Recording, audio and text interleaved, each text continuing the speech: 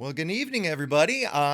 I am terribly sorry for the mix-up with the time. I guess we didn't start that close to the time, did we? For those that don't know, YouTube recently went through a pretty big update with all its interfaces, and one of the things that changed is the streaming interface. And I guess once I've got it figured out, it's not too bad, but it's way different than the last time I streamed, which was a while ago. And when I signed up to stream, apparently it didn't, or I didn't. I'm sure it was my mistake. Didn't get the time zone change wrong, so I was expecting to start here in 2 hours, the normal time at 8 p.m. Eastern. But I'm happy to start early for everybody. Just forgive the little kerfuffle here off the beginning. I had a little more planning I wanted to do before we got going, but it is what it is. So welcome everybody. If you'd like to join us in Discord, I'll continue to post the link in. You're welcome to come join the conversation if you've got questions, if you want to talk along. So long as everybody's nice and respectful, everybody's welcome to join and chat. And you'll be seeing that link posted in by myself and our moderators, Aposto and folks like that. We'll pop it in as well. So tonight I was going to do a little more planning. Is the other thing I feel a little bad about, but I think I've got enough that we can have some fun about what we talk about tonight, which essentially by popular demand from the poll I put up was talking about engineering and material gathering. Not the most exciting subject in the world, but something that is clearly pretty important to everybody and a pretty major aspect of the game. One of the videos I just finished this afternoon and posted to Patreon, and I'll probably, you know what I'll do? I'll go ahead and premiere it live right at the end of the stream, or when it makes sense. We'll do CQC like we always do here, and probably normally around 10 Eastern. We'll probably do that earlier tonight, maybe around 8 or 9. We'll see what time the conversation goes through to. And right before that, I'll premiere that video for you guys. Essentially, it's a tutorial unlocking all of the Colonia engineers all in one pass. So there's 4 engineers out there. They're all pretty simple unlocks. The main key to it is planning, is making sure that before you leave, you've got a ship set up for the long jump range. You've got all the materials you need. You've got everything you need for the unlocks. But other than that, it's a really straightforward. They're super easy ones. And for me, start to finish. Now, I already had all the materials gathered to do all the engineer roles that I needed to do out there. So all I had to do was throw a ship together. Again, I either had modules ready to go or was able to remote workshop everything. So that was really simple. All I had to do was gather 100,000 credits in combat bounties, mine 10 tons of osmium, and then with neutrons, I was able to jump, I think it was like 88, 85, 90 jumps, somewhere around there. So I was able to do the entire process, including spawn back in the bubble, in around 4.5 hours or so. And while that might seem, for what you're doing, pretty damn fast, if you've got everything planned, that's the key, right? So once you set out, it's going to be about that much time. So we'll do that. We'll watch that kind of at the end here.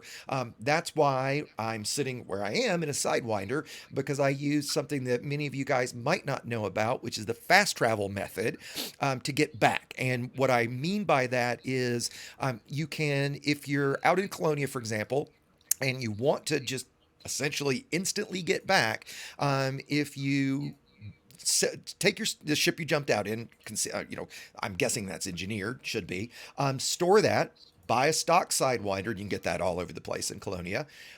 Die, like either I chose to just take off and started shooting at something in the station, so it killed me fast. When you respawn, instead of picking the rebuy of that Sidewinder, you say, nope, give me the brand new free Sidewinder that spawns me back where you see that I am right now in LHS 3447, back where many of us started. I thought it was, I moved. You started Trevithick. I moved because I needed to transfer my ship over. And bam, instantly you jump the 22,000 back. I've got a hot mic. Is mic too loud, guys? Somebody just mentioned. I can turn it down a little bit if that's true. Check one, check one. You guys tell me if chat says if voice is too loud or the mic's not good. Just let me know. And quickly, let's get a voice check. Aposto, can you give me a voice check for Discord chat? Check, check. Discord. Great. If Hello, you guys everybody. can confirm that you're hearing both mics, that'd be great. And so anyway, so by teleporting back essentially instantly, I could avoid flying the 22,000 light years back. And while I have elite in exploration, so there was little point in me. I have an alt that lives in Colonia, so I had no reason. Rep's got a hot mic. You can hear an echo.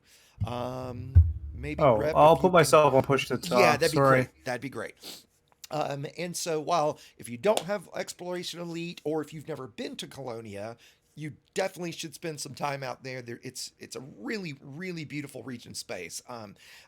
It's in a purple nebula. If you haven't been out into deep space, the star field is super super dense, and so because of that, it's a really really fantastic place to be if you've never been. So if you haven't been out there, I would not recommend doing the, as I called it, the fast travel method, and I would spend some time out there enjoying the view.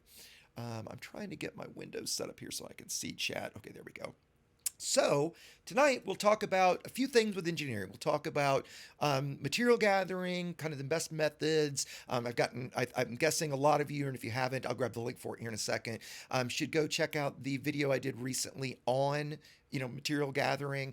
The methods in it are basically the fastest that you're going to find in the game right now. And the main key to it a lot of times um, is the material traders, right? And let me paste that video in if you guys haven't seen it. So finding grade 5, or in the case of raw materials, grade 4 top level materials, and then using those to trade down is realistically, if you're going for a grade 5 ship and a fully done ship, is realistically the fastest way to do it. You can absolutely gather materials while you're doing combat with collectors, if you're driving around on a planet and things like that. All of those are great, and if you haven't experienced those types of gameplay, you should. But if you have and you're just looking for the fastest methods to engineer something, the methods in that video are definitely it right now. Let me jump into my DBX, which I transferred over. We'll head over, while I'm chatting, we'll head over to my home system and grab my farming ship. And while we're chatting, we'll just go do a little farming. And I just want to check with what is farming? Farming is gathering materials. Sorry, I kind of use the colloquial terms that we all use. So yeah, please chat if you got questions. Please throw them out. But yeah, farming is what we call going out to gather materials, right? It's when I talk a lot about with friends, certainly, that there are days that we play Elite Dangerous, and there are days that we work Elite Dangerous. And when I'm working Elite Dangerous, I want that work to be done as quickly and efficiently as possible, so long as I'm not, exploiting in terms of breaking the rules. To be clear there also, that video, one of the methods it shows is to actually exit. We're all used to exiting to main menu. I actually, in the new video, I coined a term that I'm going to start using called the frontier flop. So the frontier flop is going to the main menu and coming back in.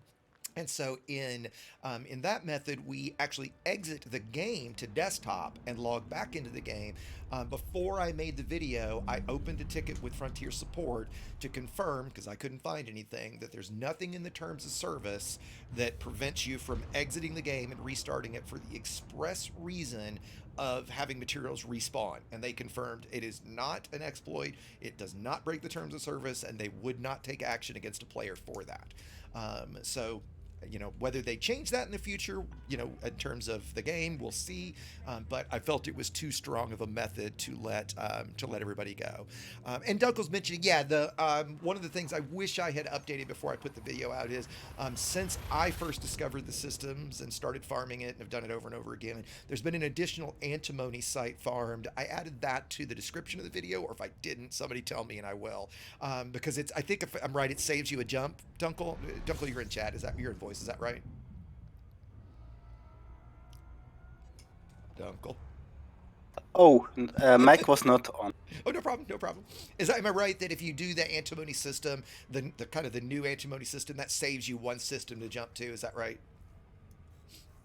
Basically, yes. Yeah. And that's a long Super Cruise flight, so that's definitely a good tip, right? I just hadn't looked, I hadn't looked at the methods since I used that one. I've been using that one for, I don't know, a year since it's been discovered, and maybe not that long, but anyway, and didn't know that one, so that was why I didn't include it where I kind of got that part of the video wrong. One of the ones that I've had a lot of people ask about, specifically since we're talking about raw materials, is selenium. And while there isn't a crystal shard location for selenium, I've had a couple viewers reach out, specifically a member of our squadron, or of our Discord at least, Bonnie, with a kind of a better method or a fast method to getting just selenium. But at the same time, if you're going out to farm those sites, I find that you're not going to, depending on if you're doing neutron jumps, or excuse me, boosted jumps a lot, you're not going to be using things like yttrium, or I can't remember if it's technetium or tellurium that you don't use very much. And so trading down for selenium, unless you're building a ton of ships, is generally the fastest way to go about it. So let's see. Give me a second here. Unfortunately, the new chat thing is I'm not able to put the chat right in my face. Give me a second. Let me see if I can make that a little better, because I'm going to miss all the chat if I don't fix this.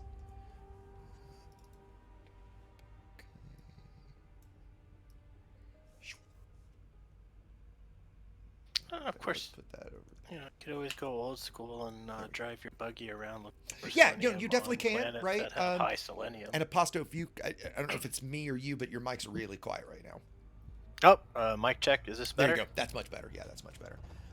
Yeah, I was just saying, I don't mind driving around. Sometimes if you want to take a trip and you're up for it and you want to drive around in your buggy and sure, do some burnouts and I actually shoot up rocks. really enjoy the SRV. I mean, I really love driving the SRV. That said, I really love I don't love the SRV just driving around aimlessly. I feel like looking for, for materials on a planet. Again, if you haven't done it, you should. But I actually really enjoy the Crystal Shard sites. In VR, they're stunning to look at. Most of them are in really cool locations. Yeah. I can almost always find one that's on the sunny side of a planet, so I've got a really good view. One thing that's, somebody I think just put that, a couple people, I didn't specifically point this out in the video. It's kind of odd. I didn't point it out in that quick video. The Crystal Shard video by itself points this out, but you're actually looking for the biological sites, not geological. For some screwy reason, crystal shards are considered biological. I guess these crystals are alive in some way. I mean, crystals grow. I get that, but I think it's pretty silly that that's the case, right? So, yeah, Pasto, were you gonna add something? It was kind of fun too. I think when you were working on that video, didn't we have some fun racing each other? Like, I remember you don't want to be on the planet together because you want to maximize That's right. each site. But if you are with a friend and we were out there, we were like seeing who could do it faster from each planet to planet and in your total time, and kind of getting an idea how long it would take. But we also were having fun trying to see who could do it faster. So, I mean, that is part of, or can be part of doing that, with friends, I guess. Yeah, absolutely. Try to make the game multiplayer, right? Making mini games out of the game, right? When you're doing, kind of repetitive stuff. Again, as I said before, when I'm working Elite, I try to make that work as efficient and as little as possible so that I can then go play Elite, right? So yeah, like Apostle also made a good point there. While you don't necessarily need to do those sites in solo, you can't really do it with another player because you need your own instance, and you need your own materials to spawn, because if you're both there, that's the same of the Commander Jameson site for data. That's I guess a pretty decent segue to that. And by the way, don't give me shit for using a docking computer on DBX. This is my multitasking DBX, so I could do other stuff. If you get the Jameson site, you also need that by yourself. And so with it, it's a little different than the others because there's really only one grade 5 that you're gonna get there. There's a grade 4, 3, and 2 that you'll also fill up on. But the nice thing about it is it's very, very quick to get. You can get 100 of the adaptive encrypted captures. I think that's what it is. That's the grade 5. You can get that in about 10 to 12 minutes. If you do the self-destruct method to respawn, what you want to do is you want to start at Ray Gateway, the closest material trader, fly out there, and then if you just, nuke yourself, boost into the ground, whatever you want to do, save the 5 to 10 minute flight back to make it a lot more efficient, you can get 100 of that grade 5, which you can trade down for 16 of any other grade 5. So if you need modified embedded firmware, you can get 16 of those in 20 minutes. If you need, what's the data mine wake exceptions, you can get those in. You can get 16 of those in 20 minutes or so. So while I do think it's cool to check out all the different gameplay methods, like using a wake scanner to scan wake specifically for things like that, the randomness of that and the amount of times it takes is just, once you're a veteran player, somebody disagree with me, disagree with me if you want to, I don't think is even remotely worth the time that it takes. Okay. Yeah, I What- mean, unless you're doing something fun like we were just talking, where you kind of make a game out of it yourself, or Right. I would, you want to work, you want to be efficient. Yeah, you just you need your engineering stuff. Because, I mean, look, I enjoy working out builds and, building different ships and things like that. But ultimately, we do this so that we can fly engineered ships. That's kind of, But no, go ahead, Pastor. Yeah, please. it's hard because it sounds like now we're complaining about the game is not fun to play. This could be a form of gameplay. Like, you're doing something, you're gathering something, you're going out there, and if you break up your gameplay, I think that's one of the biggest things that people run into with Elite Dangerous is they get stuck on these tracks, and then they think the game is boring or dumb because you've burnt yourself out on doing that one thing over and over again. This gathering, if you break it up and use it to break up your gameplay, that can really help make the game, I think, overall a better experience. Yeah, agreed. And so that, I didn't get too many comments on that video of, kind of bitching about the gameplay loop and how crappy this is, but it is, right? Specifically, we haven't talked a lot about high grade farming. We're actually going to do a little of that tonight while we're talking. You've learned the games, you know what you're doing, and now you want specifically, I want this ship. I have this goal in mind. I want a long range exploration ship. I want an Anaconda that's going to jump 82 light years in a jump. I want a fully PvP fit FDL, right? Those sorts of things. So they're all a means to an end. And it is important, to Apostro's point, to not get in these loops that are so challenged, so boring, right? And feel like this is the game. It isn't. Right? This is I keep referring to it as work. This is the work we do. So later we can then really enjoy the benefits of that. And that's actually something it's on my list here pretty shortly to make a video covering this. I kind of want to dispel a little bit of a myth that I think it is about a fully engineered ship. And what I mean by that is the notion that without a fully grade 5 ship on every single module, your ship sucks. Because really, the only gameplay in Elite that requires a fully min-max ship is going to be high-level PvP, right? If you want to be competitive, where, I've got a decent amount of PvP experience and I get my ass handed to me by the senior top-level guys because I don't have the time to invest in to learn that kind of stuff. So because of that, I need my ship to be as strong as it possibly can be, right? I did just see somebody say, is anybody else getting audio breaks? Can anybody just, if that's true, if multiple people are getting that, give me more details as to what you mean by that, and I'll see what I can do about it. But so again, the notion that you've got to have this fully engineered ship, I think, is a little silly. And the fact is that a grade 3 ship, even just a grade 3 build, can be a dramatic change. I remember once looking that you can build an Imperial Courier with just Felicity, that, if I remember right, boosts well over 700 meters a second, has a 40 light year jump range, right? Okay, so can you guys describe to me what you mean by audio breaks? I don't know what's going on as to what to change.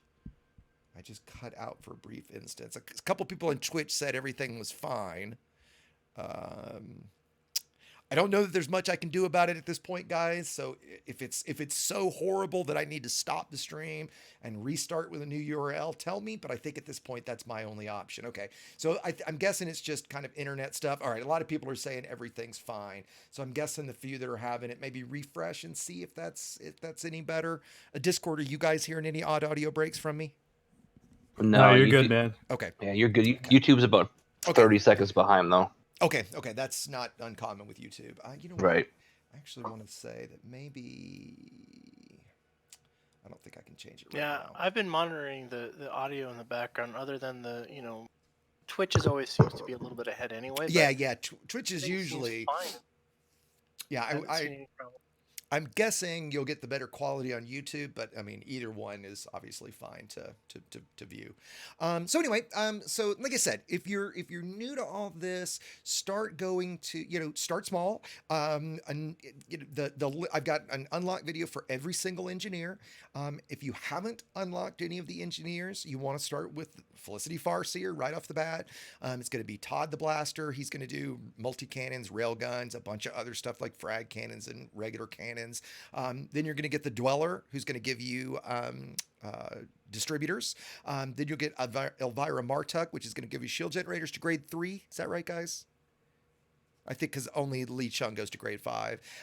And then you're going to get Celine Jean, who's going to give you a hull and armor. And honestly, between the 5 of them, there's almost nothing else nothing you can't do in the game with the 5 of them other than high level PvP. Okay, so don't feel like engineering is this giant, I get a lot of comments of, oh, engineering sucks and I hate the game because of engineering and I'm never going to engineer, right? The fact is that you don't have to unlock all 23 or 24, whatever it is, engineers, or 22.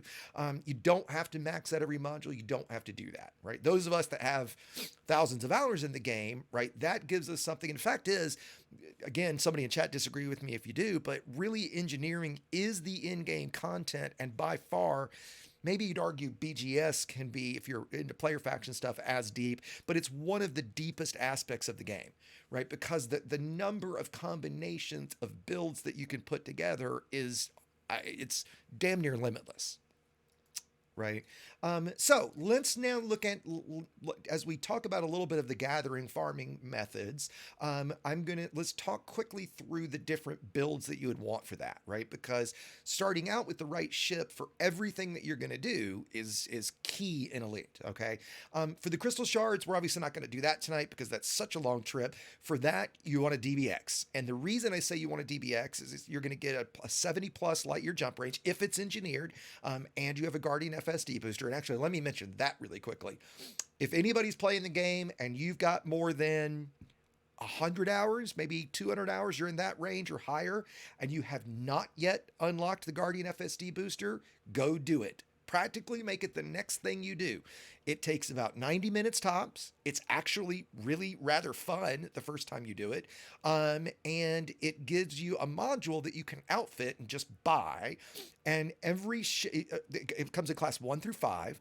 And the class 5 module adds 10 light years of jump range. I think it's 10.5 actually, to every ship you install it on. So if you have a 15 light year Corvette, you now have a 25 light year Corvette. If you have a 70 light year Anaconda, you have an 80 light year Anaconda. So the benefits of just being able to buy that module, add 10 light years of jump range to any ship is enormous, right? And again, the first time you do it, it's actually a really fun unlock. You go out to a Guardian site. It's really creepy out there. It's really fun. For that, you actually want a DBX as well.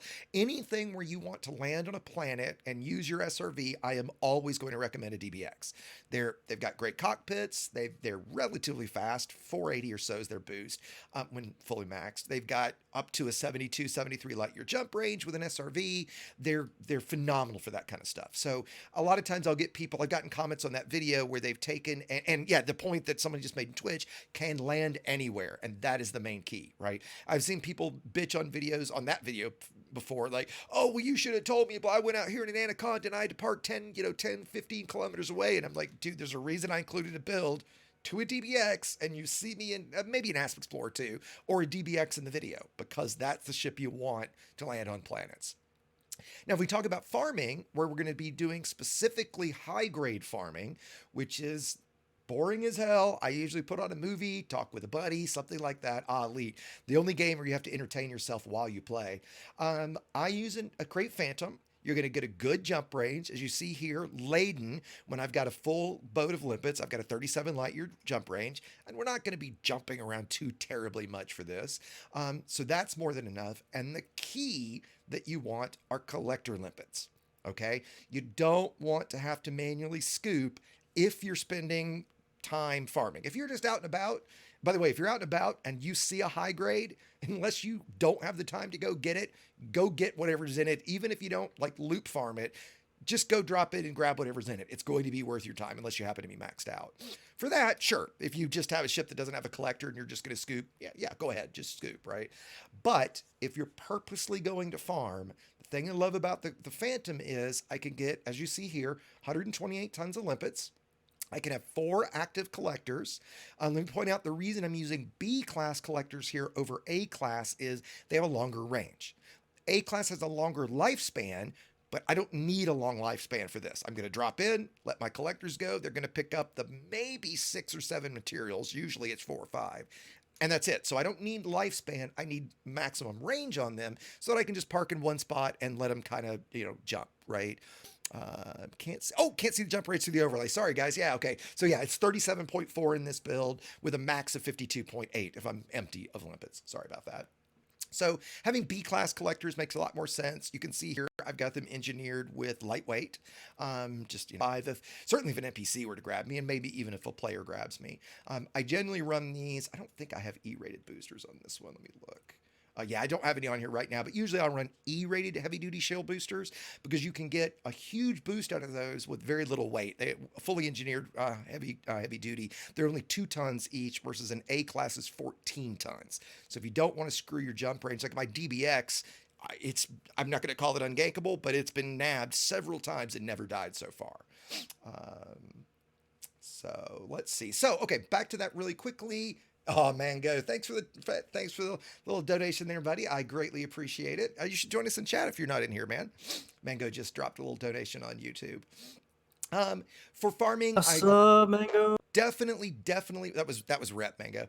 I definitely want a Super Cruise Assist for high grade farming. You want to be able to, because some of these you're going to lock onto might be, hell, I've gone for one that's 50,000 light seconds away, because as long as the timer on it has at least 15 minutes when you arrive, and we're going to do this in a minute, you'll have plenty of time to get 100 out of it. So having a Super Cruise Assist and be able to lock onto that and do something else, right? Same of a docking computer. Again, I want my time when I'm working to be as efficient as possible so that I can go work on a script, I can respond to your comments, I can do something else while my ship's docking and flying to a signal source. The rest for this, I'm just going to be very standard core, A-rated thrusters, drag dirty drives, so I can, move around pretty easily. I went for a smaller distributor, so I still have several boosts, but I'm not, I don't need a massive, I think this was probably even engine focused. Yeah, engine focused so that, it's plenty for me jumping around. I'd save the jump range. I probably could go even smaller if I grade 5 to that. We definitely want max FSD, and even I tend to throw heavy duty deep plate on my lightweight hull because that doesn't add any weight, yet it gives me an integrity boost. Okay, so for exploration ships, for farming ships, for non-combat ships, if you've got the mats and you're going to do it, throwing lightweight or heavy duty on lightweight is a really great way to do it. Okay, so let's now head out and let's talk about the different system states that we have. And you know what? If you hold on just a second, let me see if I can actually find that slide, and I'll show it to you guys of the different. Where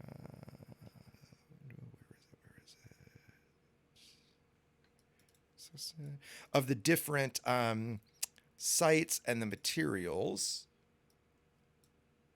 Yep, there it is. So that should be coming through. A little prettier. There we go. So these are the general system states that you're going to be looking for. And these are only a rough guide, okay?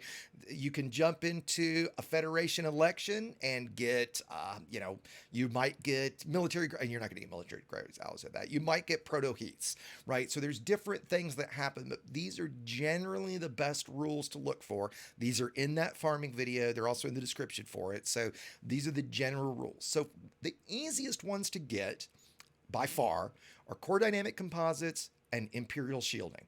Those spawn damn near everywhere.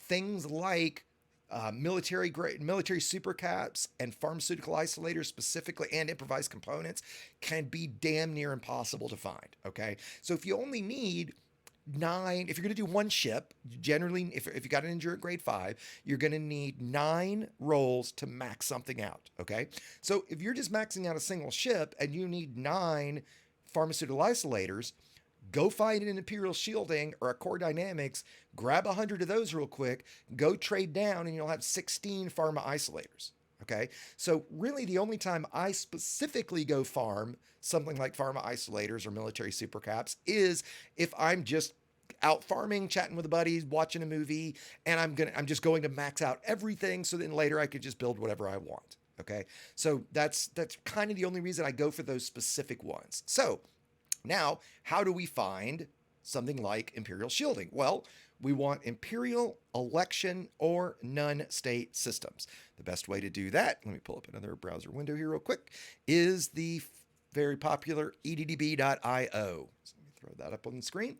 So we're going to go here. We're going to go to Systems, and we're going to say where we start. So I'm in my faction's home system, Gleast 9106. I'm looking for Imperial, and I'm looking for election state. Hit find systems, and there we go. We have a full list of systems. Now, generally, I don't farm systems or try systems that have a teeny tiny population like that. I'll usually go for something that's in the 100,000s or certainly in the millions or billions. That does not necessarily mean you're going to find it, though. They are very random. They can be all over the place. In this case, let's try this HIP system. So grab that. Let me move this out of the way. Let's plot that. And let's get jumping.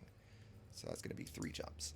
And so what we want to do is, as quick as we can find one, grab as much as we can. Let me see what I have for Imperial Shielding right now. Also, let me show this too. If you set your filters, big fan of filters. We just want manufactured and we just want grade 5. Instead, go for Federation election state. And let's go to... Actually, you know what? I'm going to check Alana Rebri. That's one of our faction systems that we're fighting. What's going on in Alana Rebri right now, Pasto? Do you know? Eleanor Rigby. One of the guys started calling it Eleanor Rigby, you know, the Beatles tune instead of Alana. I think it's Alana Rebri. But... yeah, Alana Rigby. Rebri, actually, Bree. There's an R in there. Yeah. We won the election, or we're about to win the election. So yeah. Okay. Or I think we're about to win the election. Okay. I think we're waiting for the tick to come in to see. You know, it should be 3-2. It should be a win. So yeah. It is a best of 7, but yeah. We might Gotcha. need one more. And I just saw something from the chat. Did the war that Code was fighting finish and they won? If they haven't won, then they're dominating pretty hard. Yeah. So Okay. They're on track to win. Yeah. Gotcha. So yeah, that went well. Good. I did a few combat zone or conflict zones there myself. I always call them combat. zones I know for you some do. reason, but yeah, they're okay. So super by the fun. way, my chat didn't. It's been a while, so I'll forgive you guys since it's clearly your fault. I made one big mistake before I left the station. What was that mistake? Anybody want to guess? Come on, somebody's got to know. You didn't bring limpets. You forgot the limpets, I dude. did not bring limpets. So fortunately, You never bring limpets. Dude, I forget it all the damn time. Fortunately, The other thing right is now, you never turn off wingman lock or because wing lock. I know those are my 2 worst things. Because I consent, I'll go ahead and send some right now because my raws were maxed out recently. But yes, don't leave the station without limpets. So I did the stupid. So okay, so now that we're in the system, right? The first thing you want to do is lock the nav beacon. I like using Super Cruise Assist for this, definitely.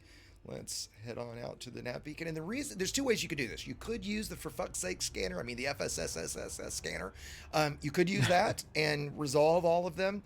That sometimes might be faster than dropping the nav beacon, but it's such a massive pain in the ass. I just hate it. I stay away from it. Okay. Dropping to the nav beacon, scanning the nav beacon will give us all the signal sources. So all we have to do is drop in, scan it, jump back out, and look and see what we get. There's also time. This is why I use the Super Cruise Assist. I can be doing something else while I'm doing this. Again, I'm doing everything I could do to maximize this time. Yeah, and everybody, YouTube chat is finally caught up. They're now laughing at me for forgetting my limpets. Man, YouTube is way behind tonight, isn't it? Yeah, it's like almost a minute at this point. Wow. Okay. Going slower and slower. By the way, Neo said they did win. So. Oh, awesome. Oh, I see Neo in chat. Okay, great. I wasn't looking over it. Twitch chat. At Twitch chat, yeah. Actually, you know what? I can put. No, let's just leave this here. Okay, so to scan the nav beacon is as simple as targeting the nav beacon, pointing your ship at it. In the bottom left-hand corner, you'll see the little scan going. Once that's done, we throttle up. I boost so I can head out. Let's start our jump. Somebody's mass locking us. And that's awesome, Neo. I'm glad you guys won.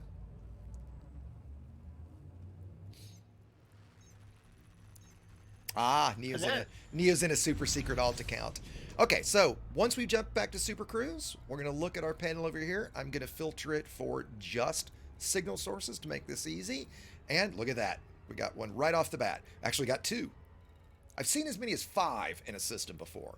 So let's lock this first one. We see that it's got 33 minutes left, and the faction is in none state. That's important because there might be multiple factions in a system, and they might be in different states, okay? Let's check the other one just to check it, and that is the same faction, same thing. It's a little further away, so we'll pick the one that's closer. Okay. We'll go ahead and Super Cruise Assist to it. One quick note about Super Cruise Assist. In fact, you know what? I'm going to pick the further one away for this to show the example. So let's say we set Super Cruise Assist for this one. Let's pretend this was the only one in this system.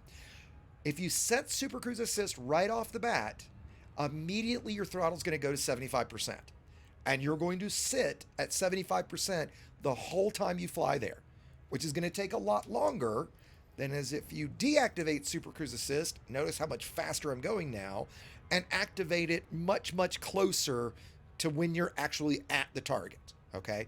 Now, in this case, with 30 minutes to go, I'm going to get there with more than enough time to farm it till I'm full. All right. So in this case, I'm going to go ahead and enable Super Cruise Assist, but just realize that. Notice how much longer it's, you know, a minute ago it said it was 3 minutes. Now it's up to 4. I mean, it's slowing down quickly, but just be aware of that. That's the negative with Super Cruise Assist. I know when they updated it at first, it would tell you, put your throttle in the blue zone, and now it just does it for you, right? So really, all Super Cruise Assist does is set your throttle at 75% and drop you out automatically.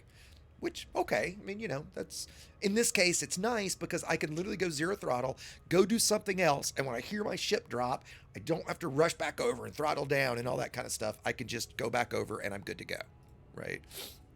Oh, I just realized I don't have the controls on. Hold on. Whoops. That's not what we want. Hold on. Oh, let me go back to the other one. There we go. Sorry. And part of me being rushed earlier tonight, I was going to have my overlay with the controls turned on, and I just don't have that. Wait a minute. Does that do it? No. Okay. I'll mess with that later. We're not doing combat tonight, so it's not important to see my controls. For those that have asked before, if you're curious, the overlay that I use it's an app called Gamepad Viewer that only works inside OBS, so I don't actually see it on my screen. It only works for streaming and recording. And I have a full, it's really complicated to set it up, and it's very custom to my setup, but a couple people have done it, so there is a full guide for that if you guys are looking, right? Let's see. In the right panel, you change. So back to this. So we're going to, once we drop in, we're going to see what we get, and if it's what we want. In this case, this should be Core Dynamics. It could be some of the protos. Generally, it would be Proto Heats. Proto Radiolics, if I'm remembering right, are the ones that are really, really, or maybe it's Proto Heats that are rare, because I think Proto Radiolics come with Proto Lights. Is that right? Does anybody remember in chat? I think that's right. You guys are being quiet tonight. Pop in. They do. Okay, great. That's what Twitch just said. So, and so, you know, by doing this, I mean, look, we jumped one system, we found a high grade right away, and that's not super common, but it's also not uncommon. I've gone 8-10 systems before without actually finding anything. Usually it's not that bad, but sometimes it is. So as soon as you find one, we'll go look and see what it is. Trying to pay attention to chat here. Apostle, you're kind of watching chat too, right? Yeah.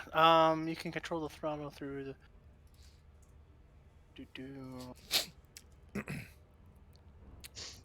And he's right. Yeah. You could. One of the things that he just said in chat, and I do this sometimes, is if I point just a little off target, it will let me go full throttle, and then as soon as you line back up, it'll take you back to Super Cruise Assist. Yep, so you can do it that way too. You got to watch the when you're headed towards something, there's an alignment box that will light up, and if you pull off a little bit, that alignment box will turn off, And then you can, because a lot of times, with the speeding up full throttle and staying in the blue, um, you know, um, you can watch that box. I think a lot of people miss that box. Do you know what I'm talking about, X?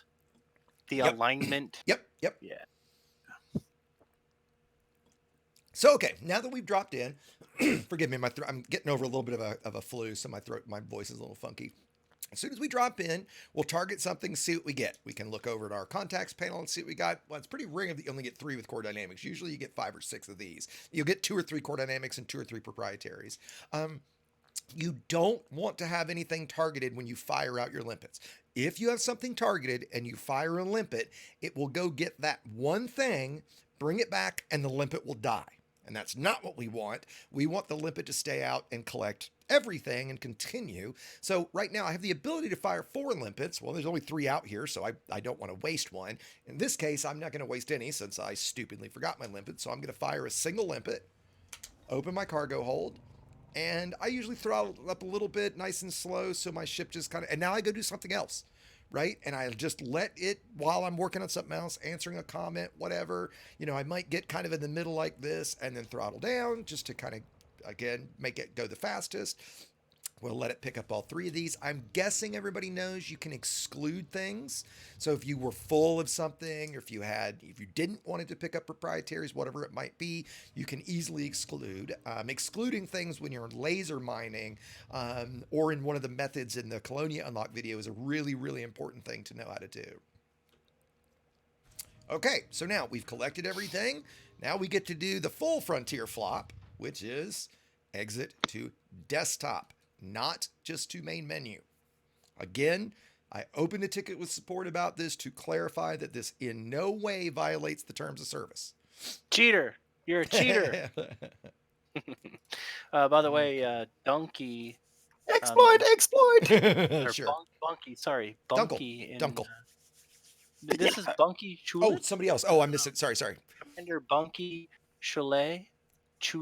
Anyway, if you go and you do those massacre missions or any kind of combat, this is a good thing too to point out. Sure. If you bring your collector limpets with you, I mean, you can go to conflict zones. You can do Absolutely. assassination massacre thing, and you will get a lot of materials. And yeah, and things like, and as out. he pointed out, things even like pharmaceutical isolators, exquisite focus crystals, even those will spawn there. Now, they're really rare, right? And if you need those specifically, that is not the fast way to do it. Okay, by the way, as I'm talking, so I don't think you have to log back into the same mode you were in, to be honest. I don't really ever try that, but I'm going back into open because that's what I was in. But he's totally right.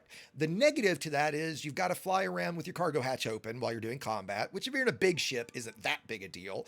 And you just kind of let your collectors go. So sure, if you're in a Corvette that's just doing PvE conflict zones, there is no reason to not bring a cargo rack, a single limpet collector limpet controller, and just let your limpets go nuts. No reason to not do that, right?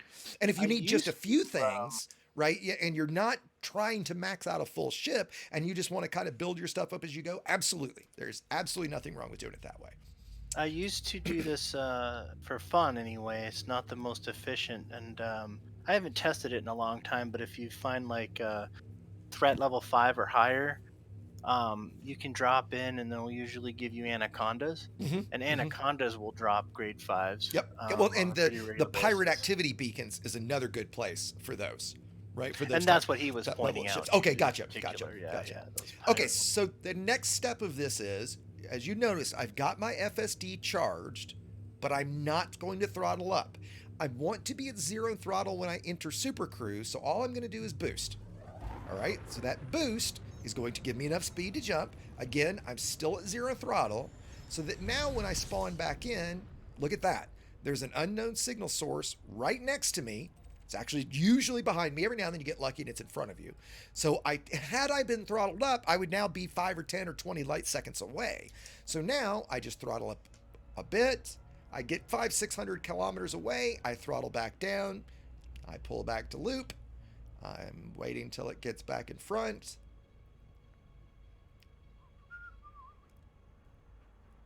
And we drop again. And looking at our contacts, there they are. All the same thing. And this time we got a lot more. Core dynamics are a little frustrating because a lot of times you'll get, like this time we got 4 proprietaries and only 1 CDC. But even still, if you've got 15 minutes to farm one of these, and I had enough limpets to be 4 active all the time, I will absolutely fill up my core dynamics in that amount of time, right? No question. Imperial Shielding doesn't give that. That's why it's a little better to go for Imperial Shielding if you need something like Pharmas, because you won't get anything else but Imperial Shieldings when you drop in on those. Here, like this time, I only got 1 grade 5 and 4 grade 4s, so not quite as efficient with my time. Right. I think I saw somebody said they tried doing conflict zone farming with a FAS, and that for that level of farming. I would go with the Corvette, the Python. Anaconda. Anaconda. Something with huge shields and lots of things that you can put in there. Yeah, absolutely. And you have a fighter bay too. So, Yep. Now, there's one negative to bringing a fighter with you in that sort of combat, and that negative is that if it's going to essentially steal kills from you. So if you're not yet elite ranked and you're working on your combat rank, don't bring a fighter with you. Because if they get the last shot on a target, they're going to get credit for the kill, not you. Okay, so now I'm gonna, while we're chatting, let's go forward one of the hardest ones, which is improvised components. So we want those in Alliance or Independence, Civil Unrest. And there's usually only like 1 or 2, sometimes none. Okay, there's no Alliance Civil Unrest. Let's look at Independent. Okay, we got a few. So, Diaguandri's in Civil Unrest. Okay, let's head to Diaguandri and see if we get a high grade there. See how lucky we get. Lego Robot, a good friend of ours. Chunky Bullet.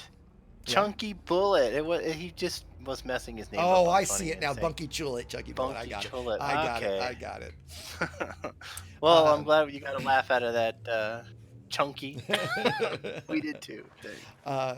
And so again, so if you need only a handful of improvised components or pharmaceutical isolators or really anything, right? Going to get Imperial Shielding or Core, I'd probably say Imperial Shielding I'm just full on it right now, is probably the fastest. Actually, it almost certainly is the fastest. Okay, we're at Diaguandri, 1 stop. Let's lock onto our nav beacon. Let's Super Cruise assist to it.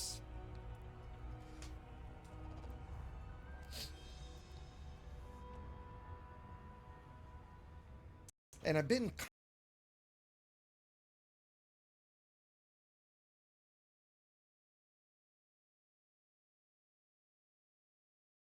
about it. Again, if you'd like to come join us in voice and chat with us, if you're looking for a player to play with. I don't know if you cut out. Was that just for everyone? But you cut out. Discord, did you guys all hear that, or was it just Pasto? Don't ever cut out. Yeah, you cut out on Discord. Oh, okay. Forgive me. What was I saying? Where did I drop? If you want to join us in Discord. Okay, yeah. So if you want to join us in Discord, if you want to chat with us, if you're looking for, a player group, if you've got questions, we've got like several of the top PvP pilots are here, and are mentors of ours, and more than willing to answer questions and help you guys. You do, Discreet. So there's not from this method. So there's 3 types of materials. There's raw, manufactured, and data. Raw being minerals, manufactured being what we're doing right now, minerals being, antimony and things like that you get from the crystal shard sites. So we're doing one of the 3. Okay, everybody said there was a brief pause in my stream. Sorry about that, everybody. Okay, so we've scanned the beacon. Again, the little spinny in the bottom left is done. So let's jump back to Super Cruise, and let's see how lucky we get.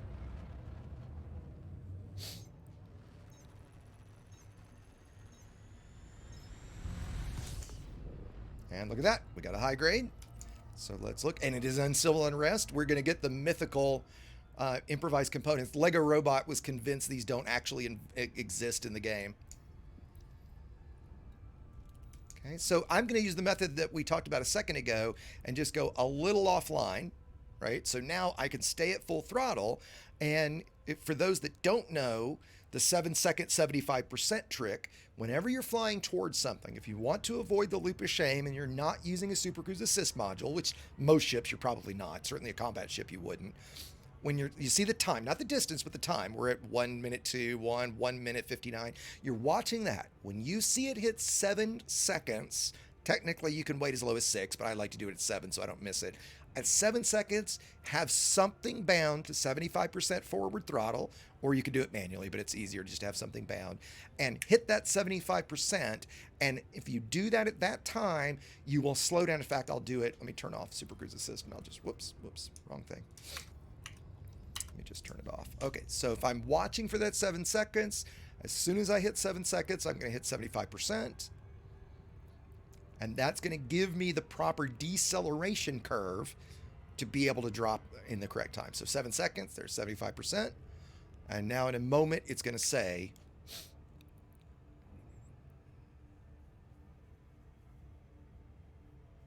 nice, Neo. Neo, come join us in chat, buddy. He's chatting in text. You should join us in channel. Yeah, he's been chatting a lot, actually. Yeah, you're welcome to come chat with everybody, Neo. That'd be fun. Always I nice to have. refuse to acknowledge. No, you go ahead. I was just saying, it's always nice to have high level, the high level guys drop in to, if there's any questions and stuff. Good for the conversation. I refuse to admit that pharmaceutical isolators exist. Oh, they do. They're a myth. We could go see if we could find one of those. Yeah, Gotta be that would cheap. be a fun one for everyone to see, Sure, because sure. that's one of those. Oh, I agree. that- That's one of the hardest ones to find, right? Yeah. In fact, until we need to go get another ship, we'll keep chatting. Neo said give him a moment. He'll come by. Great. Cool. Okay, so again, I got the safe to disengage, right? Because my deceleration curve was right. And let's see if we get improvised components. Oh, and look at that. We got proto-radiology. So again, the rules are not always fast and true, right? But proto-radiolics are a good one. As you see, I'm kind of low on them. And I'm out of proto-lights. I rolled a bunch of lightweight stuff when I was out in Colonia, unlocking the engineers out there. One of the next things I think we should talk about is the single most important application you can use for engineering, ED Engineer. I've got a tutorial video that covers this, but what ED Engineer, let me get it up on screen. I'll show it to you guys. Give me a second while I get it up. Launch the app. Oh, let me help you with that. Oh, yeah, no, that's okay. Mm. What ED Engineer lets you do, as you're about to see, is it lets you add whatever you want to engineer to a shopping list, and it will tell you all of the materials you need. So, for example, let's say we're going to engineer thrusters. So we turn everything off. We say thrusters. We go to, I've got them sorted by grade. If you have an engineer ranked to grade 5, the typical number of rolls it takes is 1 grade 1, and I'm going to add each of these to the shopping list. 2 grade 2s, and I'm clicking on the shopping list plus, 3 grade 3s, 4 grade 4s, and 9 grade 5s. Every now and then, it might be 10 or 11. Every now and then, it might be 7. It's incredibly rare for me that it's more than 9. So I always plan 9. And so now what it's doing is, as you see, it's building me a shopping list.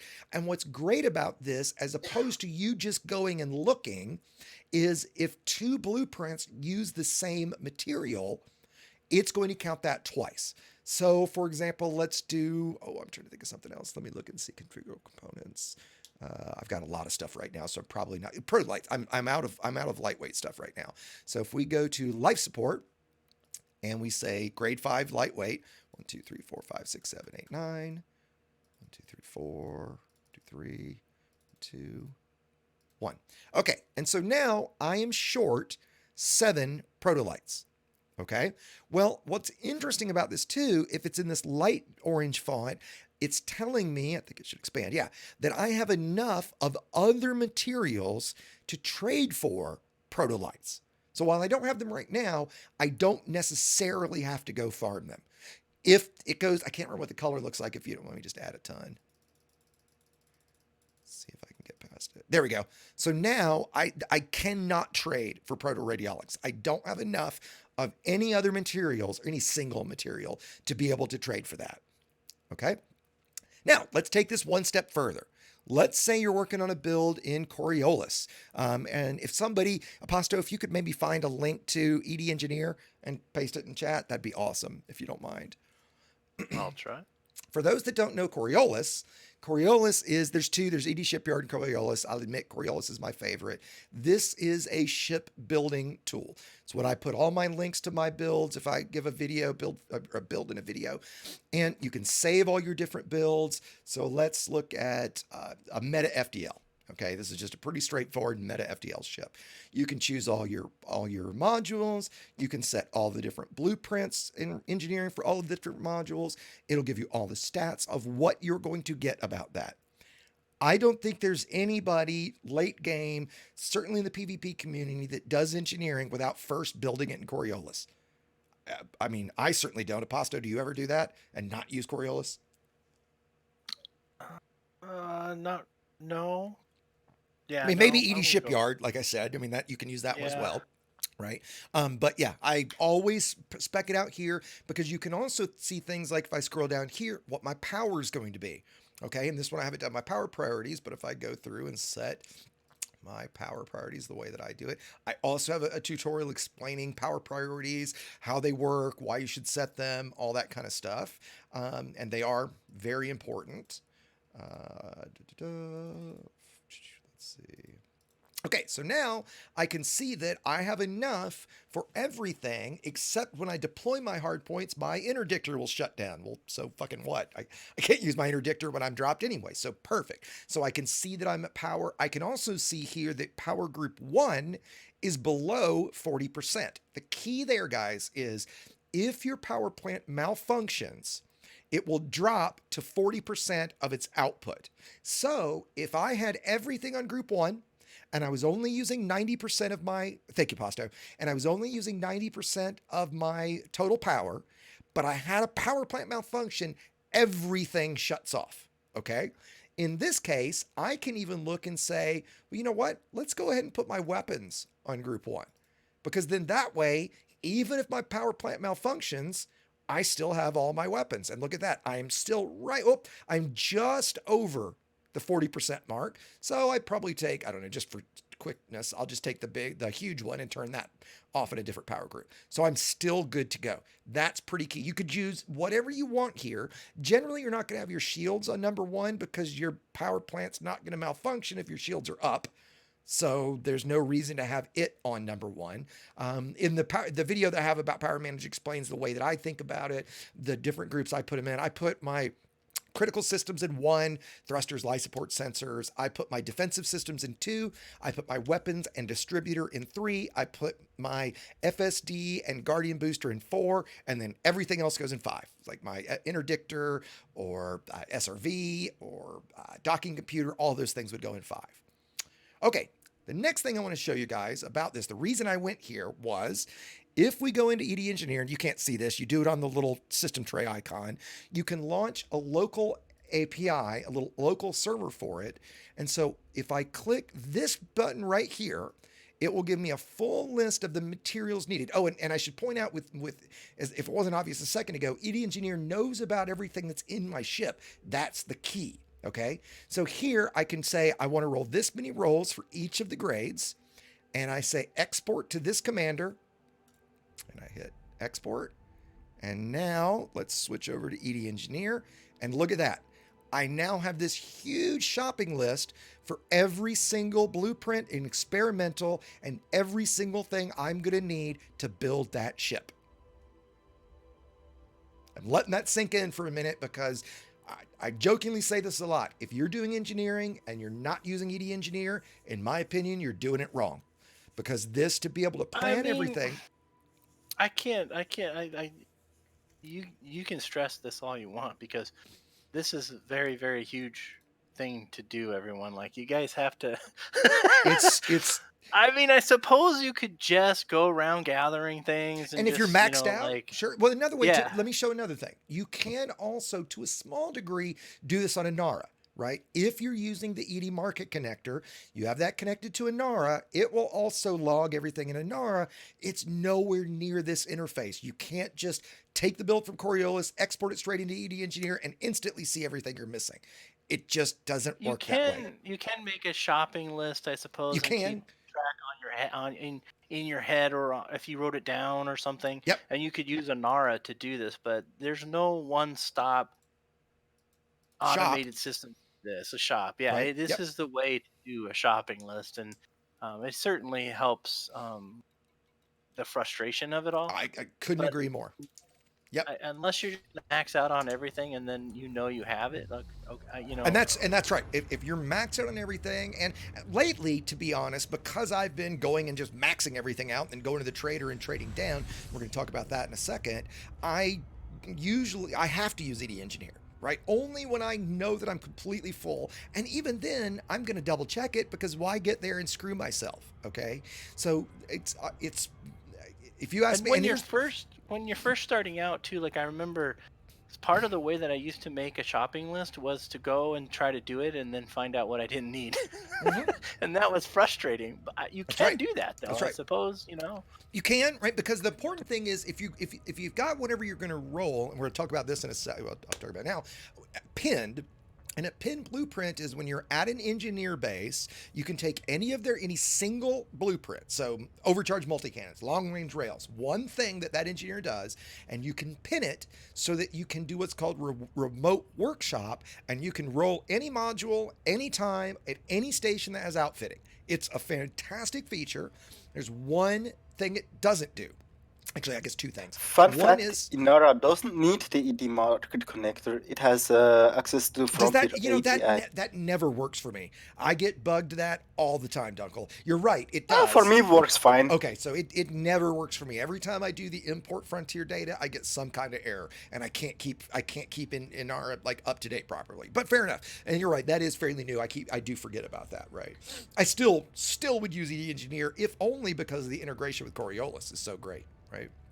and in particular for this type of task. So, Sure. if you want to know what you need, and there's so many times where the other thing to think about is this: unless you're going to use, and I don't think you mentioned this yet, but like a ship for engineering. So, for instance, like grab an Anaconda and then put all the modules you want to engineer on it, and then travel to all Yes. of the engineers. Yes, I was gonna. Yes, Um, you jumped ahead of me a bit, but he's totally right, right? Especially with weapons, right? So if I'm gonna do Right. weapons on an FDL, I don't want to have to jump around a bunch of places in a fucking FDL. Are you kidding me? So I'll put those weapons on my Anaconda that's got an 80 light year jump range.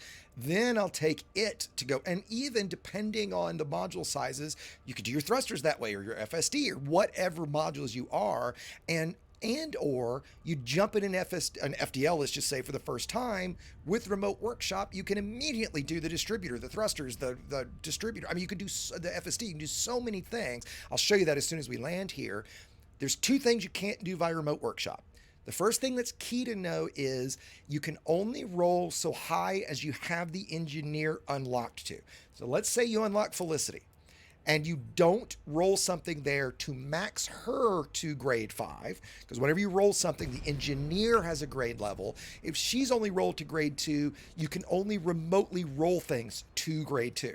So it's rather important that whenever you unlock an engineer, the first thing you do is max out at least one module with that engineer. Okay? Then you can roll all of those modules remotely. The second thing is you can't apply experimental effects. So that's a lot more important with weapons, where some weapons you care about the experimental even more than the weapon. But even with things like frame shift drive or thrusters, you can't add deep charge or mass manager. You can't add dirty drives. You can't add that little bitty extra. But the reality is, for a lot of ships, if it's anything but a min-max ship or a specific experimental effect for a weapon you're looking for, you can do all of this via remote workshop. So it's key. Now, another thing, and I actually point this out in the video that's going to premiere tonight, whenever you pin something, I highly suggest you screenshot that. The reason is I have seen pins lately just completely disappear, and I've had to go back to the engineer and repin something. Well, if you took a screenshot, open a ticket with support. Hey, look, I had this pinned. Repin this for me, please. And so especially the Colonia engineers. I mean, dude, I flew all the way out there for that. I screenshotted every single one of them so that if something screws up, and support's usually really good about that stuff, that kind of stuff, they would help me out. Man, look how busy Question. Diagondry is. Yeah, question. So with the pinning, I've been seeing it disappear too, but I've also noticed like it'll pin it to that size level. Like if No. it's like, you know, Nope, size 5, nope. and then it'll disappear too. That shouldn't be, right? So when you pin a blueprint, that's a good point, is you're pinning that blueprint regardless of module size, right? So if you have a grade 5 F or class 5 FSD or class 6, whatever it is, that remote workshop will work on it. So for example, let's show that real quick. So if we go And to they've remote actually workshop, given you your pins back? I've never actually opened a ticket with support, but I would definitely think they Okay. would, 'Cause- right? Yeah, I haven't. They've never answered me. Like one day I came in, all my pins were gone. I was like, oh, he's paying them. So Okay, like I was just noticing, hold on. Why isn't life's okay? So my pin for Elvira got unpinned somehow, and I promise you I had something pinned. You know what? We'll head to her shop here in a second, and we'll just show this because she should be close by. Let's see. Yeah, not that bad. Quick question you might Yeah, want yeah, to yeah. mention Please. that I know you watch movies inside of VR, but someone was saying, how do I do these things inside of VR? So that OVR might be Drop. something to talk about. Yeah, go look up an app called OVR Drop. It's been on my list for a while to do a tutorial on it. OVR Drop is a app that runs in Steam VR. So if you were using Oculus, you'd have to pipe Oculus through Steam VR, but any of the Steam VR headsets, it works great. And I think there's even a way with Oculus Desktop to do this natively. You can overlay any desktop window into the VR environment, place it anywhere you want in 3D space at any angle, any size you want. And so for me, a lot of times I'll pin something into VR it feels like it's sitting on the dashboard of my ship, so I can still see out the cockpit, I can see out the floor and everything, and I usually cover up the left panel over there because there's not as much important over there, and I can watch a movie while I'm doing something. I've done this before where when I paint out mine, I have one window open with a movie playing. I have another window open with Tabletop Simulator running, playing Texas Hold'em poker with a bunch of friends in Discord. So it's literally like I'm living in the future doing my job. I'm paintite mining while I'm watching a movie with friends, while I'm playing poker with them. We're all chatting. And it's a fantastic experience. and get motion sickness even faster. Yeah, no, it doesn't. I don't get motion sick. I'm pretty Now- lucky when it comes to that, right? On a side note here, and I think these guys might be out. What about console players like PS4 and Xbox for So- using ED? Console players, you would have to use, yeah, that's a great question. For console players, you would have to use Inara to boil it down, right? Because from what Dunkel was getting at earlier, in fact, you know what? Hold on a second. I'll show you guys this.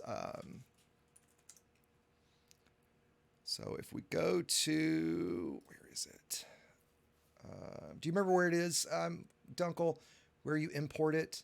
That's in settings, if I remember correct. But if you go to Galaxy, it should offer you to link to the Frontier. It's on the right side. Are you talking about Inara? Right. Yeah, in it's Inara, usually the up here in the top corner right. under But Commander. it is under Commander. Yeah, if you just go to the Commander or Import the Frontier overview- data, right here. Yep. So if we click that and we say import Frontier data, let's see if I get an error this time.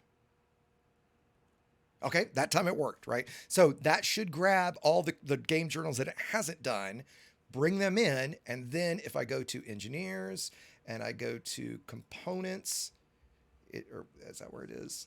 Shit, where is it that it shows me everything I actually have?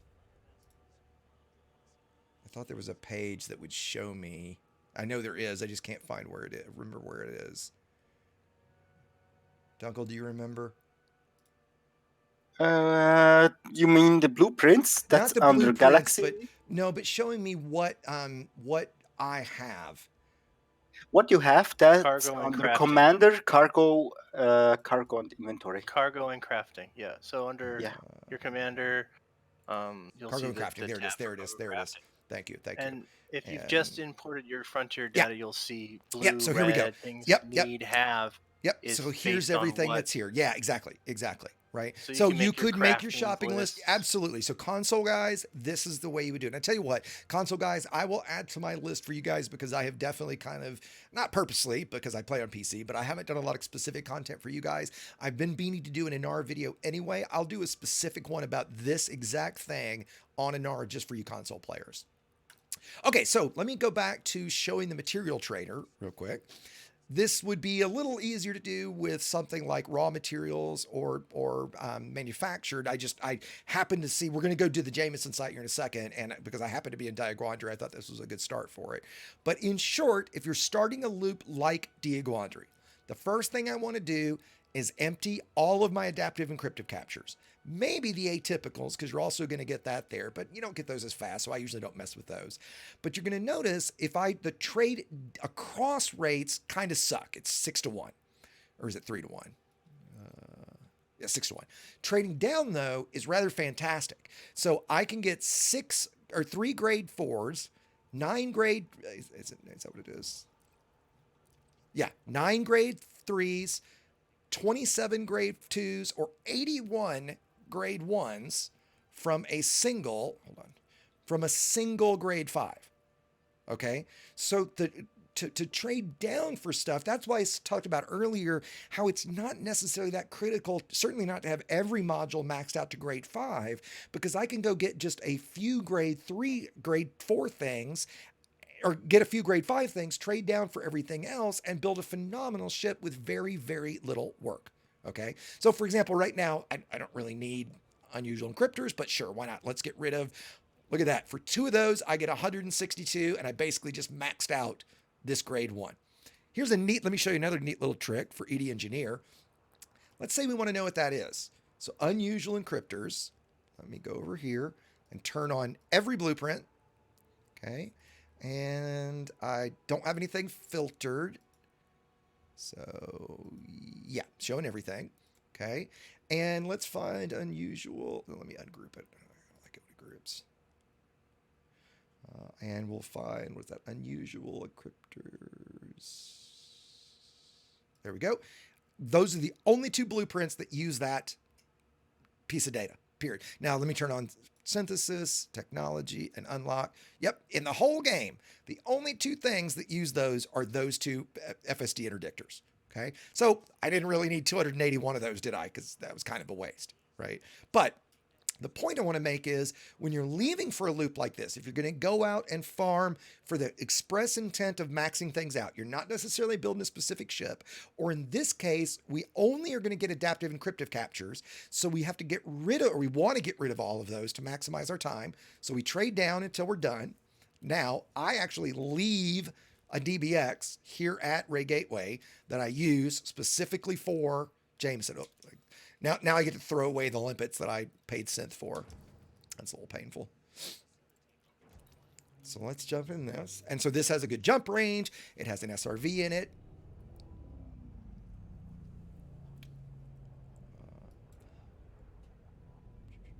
Oh, that's funny. Paul's comment got, I just saw something I haven't seen before, a little show or hide thing on Paul Witter's most recent comment. I was like, huh. Well, apparently it had the word, if everything goes tits up, and it thought that was a bad word. So Yeah, I've been approving some of the messages. Oh, okay, good. that just have like ass or tit in it. It's like kind of weird, Oh, like that's stuff funny. like that. I So wonder if they've updated their filter more or something. I guess.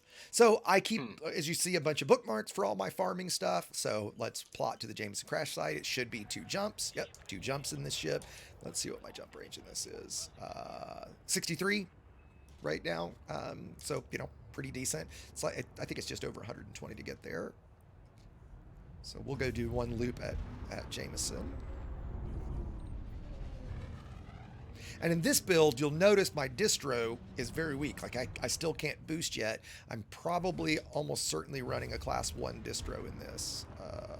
Yep, or 2A. Okay, so not that small, but a 2A. I guess I had this because normally I would run a 2A or a 1A engine focused. I guess I probably just had this laying around.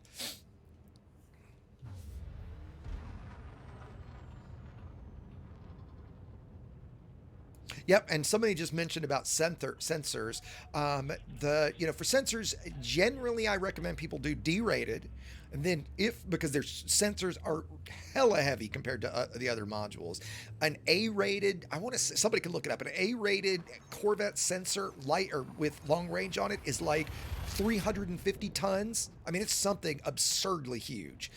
So usually I would suggest going D-rated. If you're bounty hunting, D-rated long range is kind of nice because you get, like, I think right around 10 kilometers or something, 9 kilometers, something like that. I almost always go D-rated lightweight. I think you get 6 and change with that. The longest weapon in the game, long-range railguns, long-range beams, things like that, only has a 6-kilometer range anyway. So I can't fire any longer than that. So that I almost always go D-rated lightweight. But D-rated long ranges also works well. A-rated long range, I personally would stay away from. I do think you get like 13 kilometers of range, but personally, I don't ever need that. I mean, sure, it'd I be nice suppose you could bounty hunting. lightweight. You could do a lightweight mod on an A-rated. Yeah, I think the math works out much better though, because I think you only get like Probably stick with the D-rated. I suppose if you wanted higher integrity. Let's look real quick. So on the Corvette, Yeah. if we do D-rated long range, those are 128 tons, and they have a 10-kilometer range. Okay. If we do A-rated lightweight, 32 tons, 7-kilometer range. What was the other one ton-wise? I'm forgetting now. 10 kilometer. Yeah, so it's better range. Hold on. What's the integrity? 60 for the the integrity is going to be a big difference, right? It's 60 versus 83.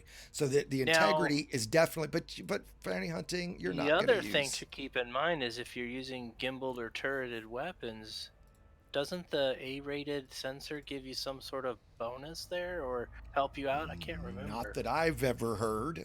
It might have been a long time ago in Legacy engineering that you got something bonus for that. I can't remember. Yeah, if somebody, I've never ever heard If that. anybody wants to chime in? Yeah, on that, not saying that's wrong. I've just never heard that. I just remember something like that would cause or There's help no you. bonus. help Yeah, you, I or it didn't would think help there you was. With Yeah, there's no bonus. I don't think I know so. it would. Okay, so A-rated sensors are going to be more range. sensitive. So if you've got somebody buzzing around you that's in silent running, or Or like doing dazzle that, you're shell. gonna or dazzle shell, you're gonna see them easier, right? So there are some other benefits, right? But not, nothing that generally affects me, right? Let's quickly talk about where we're headed right now real quick. So we're going to the Jameson crash site. Again, I have a video on this. There's two, the crash site here is where Commander Jameson of Jameson Memorial is where his Cobra was crashed after the first Thargoid invasion a long time ago.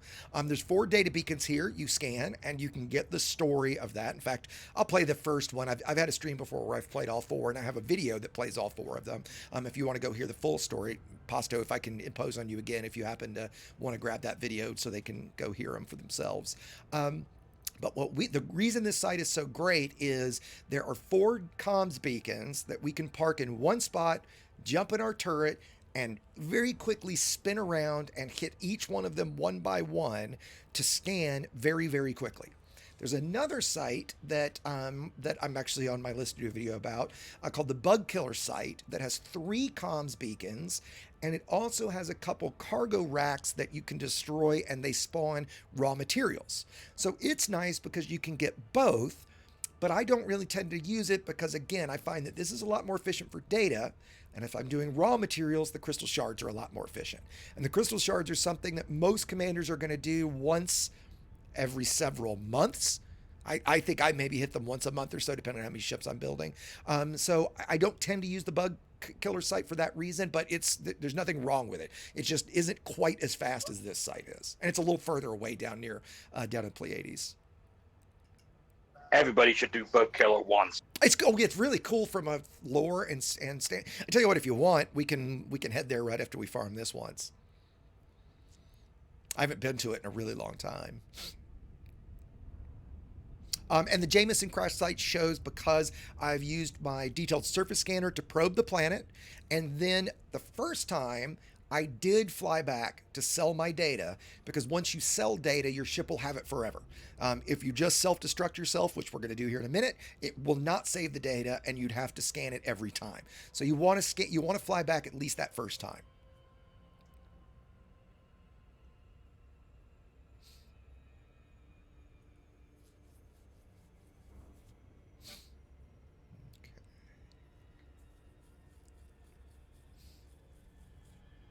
Okay, yeah, Chris, did I have the math wrong on something like the Vet? It is actually better to do A-rated lightweight versus D-rated. See, I never use long range, so I always forget those numbers. So, okay, yeah, we just confirmed that A-rated lightweight, if you care about range, is the better way to go than D-rated long range.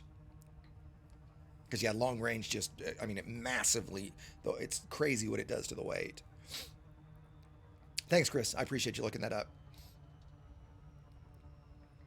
And that, you know, somebody just pointed out the other cool thing about the bug killer site is a Thargoid can show up there, and it can attack you, but it won't necessarily attack you, and that is just really, really cool. We talked earlier, you definitely want to use a DBX or any small, you could use a Sidewinder for this too.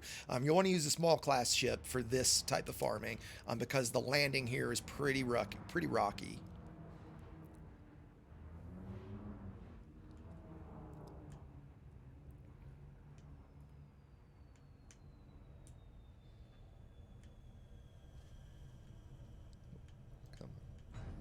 Okay.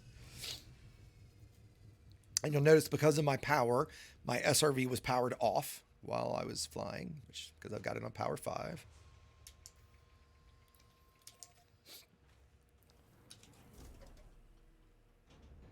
I'm assuming at this point, maybe I shouldn't, everybody knows about night vision.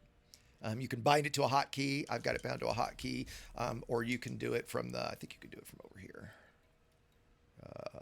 Where is it? Yeah, right there.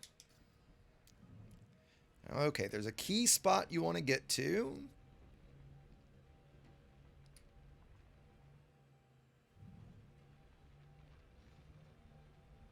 It's a little easier to see it when it's in the light, but you'll get used to where it is. It's right here, kind of in the middle. Yeah, right. Whoop, whoop, spin out. Right in here. So I'm facing that one. You want to get right in this spot. Then we want to make sure our data link scanner's on our fire group. We jump into our turret. We target the first one. We fire it, scan it. I'll admit I actually use a little auto hotkey script that is set to hold my trigger down for I can't remember the math if it's 7 seconds for each scan. So I just hit a button once. That way I don't have to actually sit here and hold the trigger. And you'll notice I'm getting adaptive encryptors. And we'll scan this one. I get cracked industrial firmware as well. Okay, and so now let's take a look and see what we got. Go to inventory, go to data. Again, we're going to filter for just grade 5. And we got 3, meaning we got 1. So that loop, we only found 1. So with this loop, we do the standard frontier flop. We go to the main menu. I'm just going to do this once. And then we're going to go to the bug killer site. And by the way, I'm doing this in open. You generally do not want to do this site in open because it tends to be very popular. So you can't share it with somebody. So you want to do it in solo. I just didn't think about it. I'm actually pretty lucky nobody's here.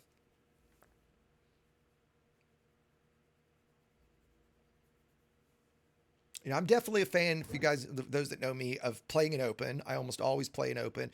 The only times I really play in solo is if I'm working on something for a video and I just don't have time to have somebody mess with me, or if I'm working. Again, if I'm working in Elite, I want that to be as efficient as it possibly can be. I have no interest in playing with somebody. I have no interest in those kind of things. I'm just going to want to be left alone and do my work. Anything else, especially our BGS task. We actually, in our faction, have a rule for our BGS that everybody must do it in open because we feel like it should absolutely only be done in open. But for this kind of methods, I just about always do these in solo. X. Yeah. And another thing too is if you have private groups, you can bounce around to your private groups besides before you blow yourself up too. You can. There's no reason to though, so you don't get any benefit from going between different. I mean, as long as you're just logging in solo every time, it's not like there's any reason to go into a private, other than you wanted to do it with friends, right? And did you see that? I was talking about like scanning the sensors. What do you mean though?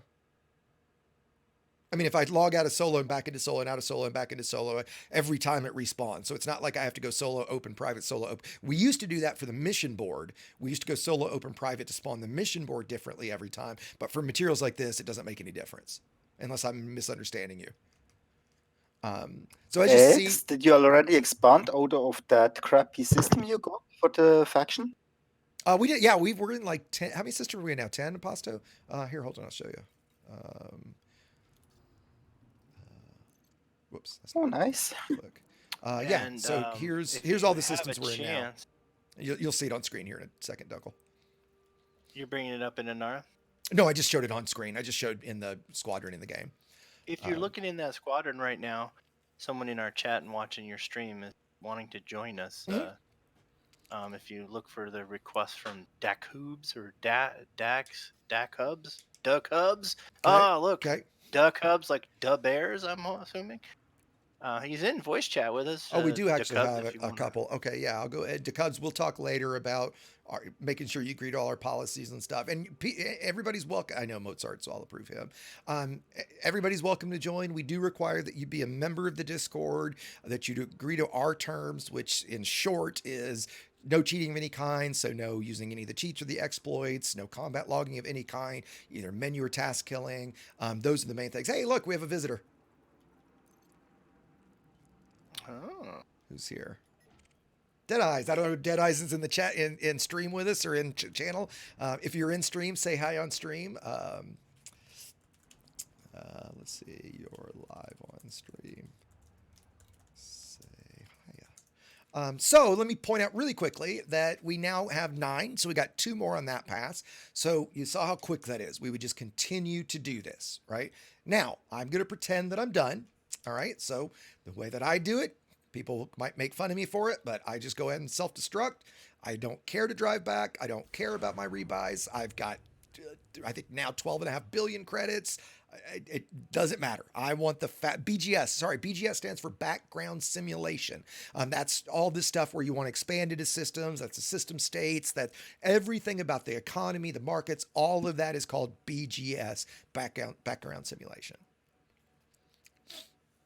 So once we self-destruct, we'll be back in our ship. And I've timed it. This is faster than I can drive back and board my ship. Then what I generally do, because it's faster than self-destructing, is I lift off. I go silent running to drop my shields. And in this case, if you'll hold still, boom. Oh, wasn't enough to kill me. So I'll just fly right into the ground. And there we go. And now I'm going to spawn back at Ray Gateway, because that's the key of leaving from Ray Gateway. So that when I spawn, I'm right there at the material trader. And I mean, my rebuy's 360,000 credits. I mean, actually, no, 600,000 credits, like big deal. And then I could go to the material trader straight away. And for my troubles, I'll grab myself probably a modified embedded firmware. Yeah. Bam. And if I was full, I would be able to get 16, I think it is, 16 of any other grade 5. And it's usually data mine wake exceptions and modified embedded firmwares. Modified embedded firmware is common for a lot of weapons, and data mine wake exceptions is frameshift drives. Okay. So now why don't we head to the bug killer site? I think I've got that bookmarked.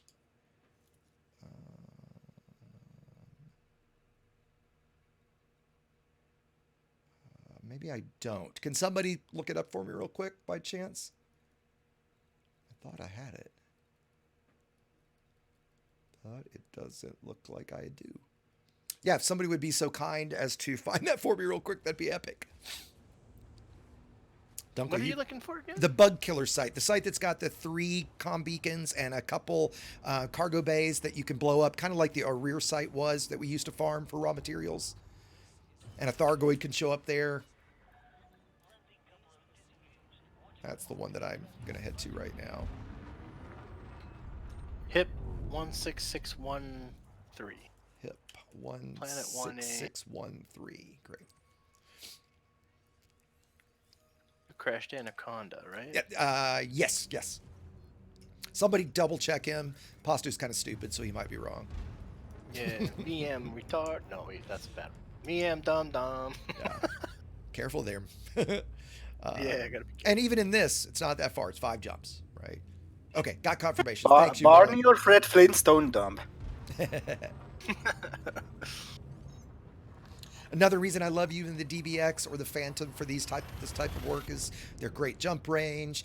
The DBX is nice and maneuverable. You can land it anywhere. It's got a good jump. It's just I think I've owned 3 or 4 of these for for this kind of stuff and for taxis. A taxi, we use that term a lot, is just having a ship where you're jumping from system to system, and then you're going to use ship transfer to bring your ships over. So it is really nice to have taxis. If you're somewhere and you don't have engineering, the best bone stock taxi is a hauler. You can hit right at 40 light years without engineering on a hauler. So if you just need to get somewhere quick and you don't have a ship by, a hauler is a great choice.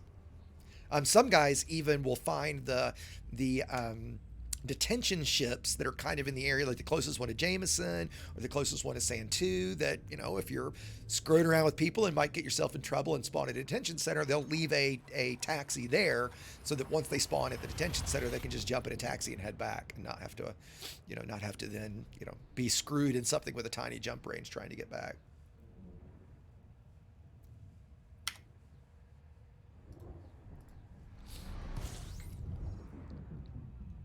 Hopefully we'll get lucky and get a Thargoid with us. Ooh, do I have a...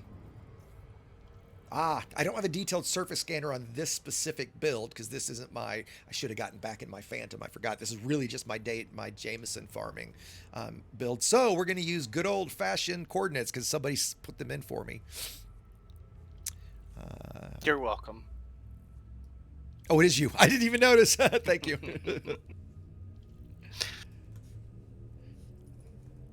I'll show you guys how to do planetary navigation. Okay, I'm going to answer Chris's question, then I'm going to bring up the power play thing. I've been pledged to my power for 2 weeks and 2 days, but I don't need a lot. Okay, so let's talk about... I'm going to answer your question, Chris, but I'm going to back up one quick sec. Power play. So power play is the different galactic powers of the galaxy. So if we go to here, right, these are all the different factions. This is different than BGS, which is PMF, which is player minor factions. So those are the factions that we can request Frontier add to the game. We can give them our own name, and then we're tied to that faction, and we can expand that faction, things like that. Power play is similar in that you pledge to someone and then you do jobs for them. So like I'm pledged to Dent Petraeus right now, and this is a very quick overview, guys. I can look and see what systems he's expanding into, what systems he controls.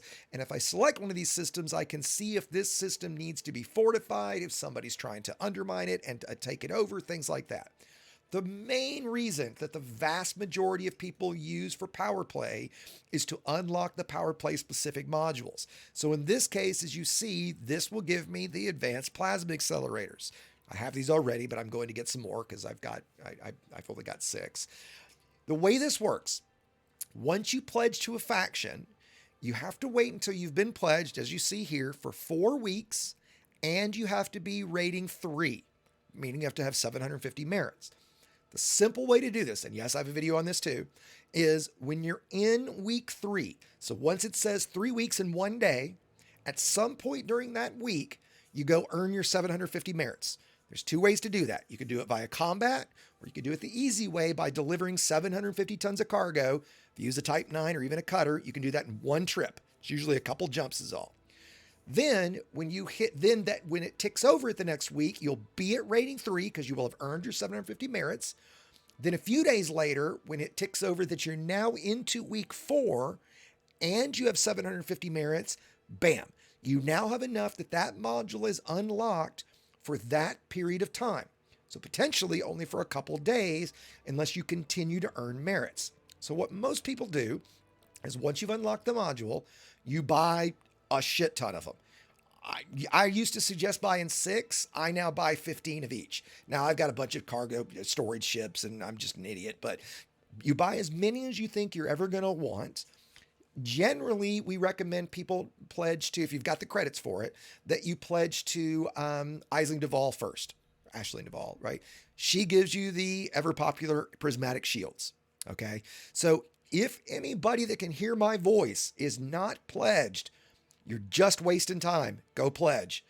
There's very, very little benefit or negative to it. I'm not going to go into all that right now. It's very, very minor. Odds are nothing will bother you because of it. And I know people who've played the games for 2 years. They could have unlocked all 12 modules and had them all, and they've never pledged to anything.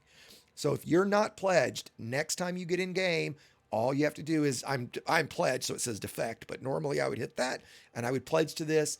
wait my 4 weeks. And when you get into week 3, then you go, oh yeah, wait a minute. I need to go earn my merits.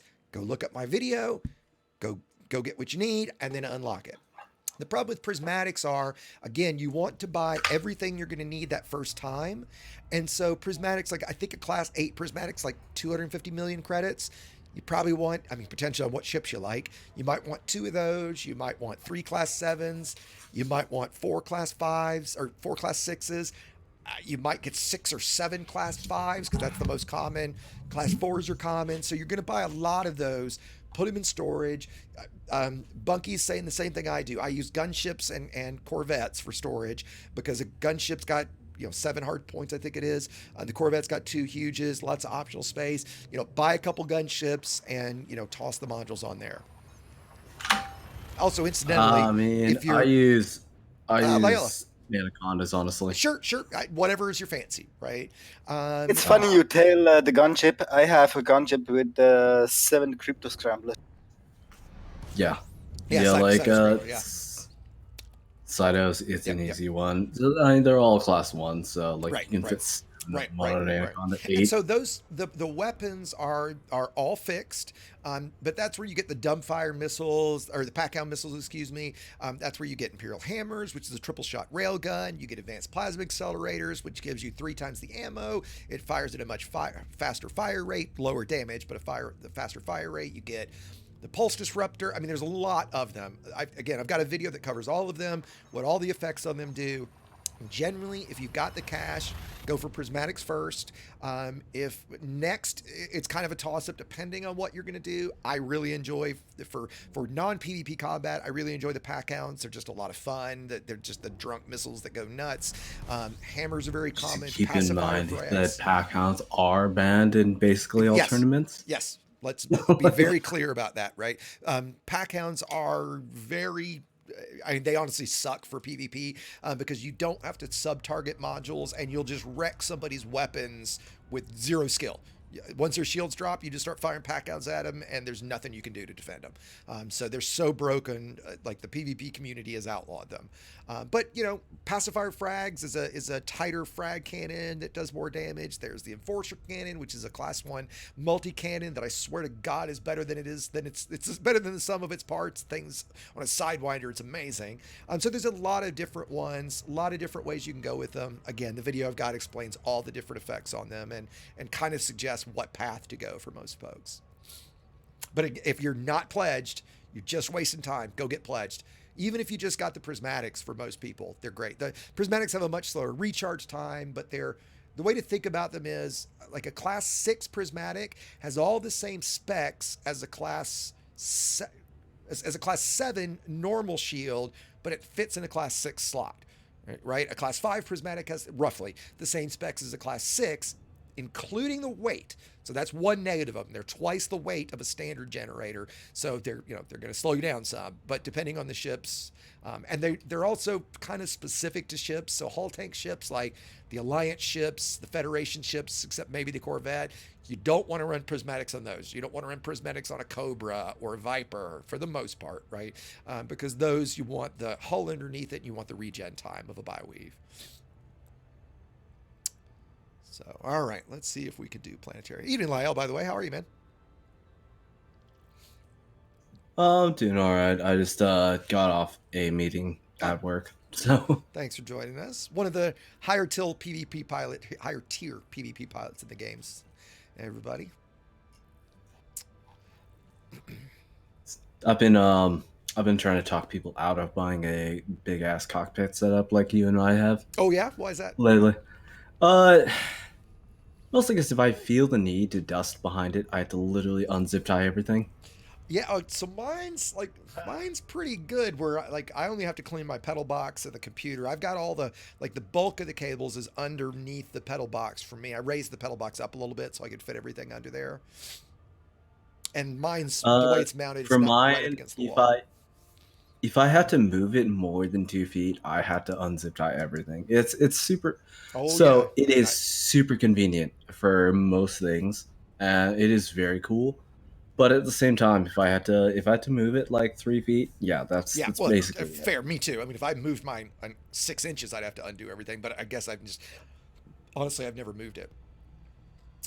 Okay, so let's quickly. I only move mine for cleaning purposes, but yeah, they're super cool. Don't get me wrong. Oh, they are a lot of fun. A quick question on Twitch. I'll toss this to everybody. On a PVE conflict zone Mamba, was you run prismatics or a Bioweave? I would still run a prismatic. That's what I was gonna feel answer. like I feel like you can, once you're done with specific engagements between whatever ships that you're fighting at the moment, you can break off in a Mamba very easily and go reboot, and you'll get 50% of your shields back. Yeah, that's a good currently point. run a Bioweave and a lot more challenging. I did the conflict zones in the Bioweave, and Oh yeah, like the Bioweave will make you a better pilot, no matter what. But that's the thing. Like, I think if you want to challenge yourself and have that, like, I was definitely weaker, right? And that's the whole thing. You're a little bit weaker. Yeah. Your resistances are higher, but as soon as you take fire from more than one enemy, you're kind of done. Well, and that's the position that Bioweaves are in general. Is like up against multiple opponents, like 12 plus opponents, your Bioweave is not going to hold up under focus. So your prismatics are going to be taking that damage a lot better, but the Bioweaves are going to be regenerating better if you're not under focus. Yeah, the other thing that I would point out too is for something like a conflict zone, you don't want to go into hull. Okay, so if your shields drop and you start taking hull damage, you're going to start getting module damage, and you're going to have to leave a lot sooner. Ooh, Lyella, mute that please, if you don't mind. Your keyboard. Thanks. So I would rather pick a shield tank in those examples, and I just flew past because I'm not paying attention. I would use a shield tank in that case with cell bangs because you're not going to get a lot of hull under a Mamba anyway, and so I would rather have something where my shields are never going to drop, and instead, go with the prismatic build personally. Let me quickly, a great conversation, but let me quickly talk about planetary navigation that I'm doing right now. The way that I do this is you want to fly on a compass heading. So right now I'm flying either 0, 90, 180, or 270. That way only one of my coordinates is changing. So right now I'm trying to get to -11 by -95. So I'm looking at that bottom number, which I just screamed past it because I was talking. And I want that bottom number first because that happens to be the line that I'm on to get to 95. So let's hit at 270, and there's 95. And now I'm going to change, and I'm going to get it a little off because I was a little late, to either 180 or 0. And in this case, I'm going the wrong direction. So I want to go down to -11, and I'm going up right now. So that was 180. So let's flip all the way around and go to 0 degrees. And if you always fly on a compass heading of 0, 90, 182, or 270, you're always going to only be changing one of those two numbers. Okay. Now, if the other number isn't quite dialed in, which actually right now I'm perfect, I'm right on line at 95.6, I can make small changes like this to change both numbers at once, but you want to keep on, I think you want to keep one of them lined up. I also fly with as you see, with my side to the planet because you pitch so much faster than you yaw. Okay, so that I can change direction much, much quicker. And then here at the end, I'm getting pretty close. I'll go ahead and flip over and let's start heading down because I'm pretty high right now. Throttle up a bit. Again, I'm always trying to fly on that compass heading.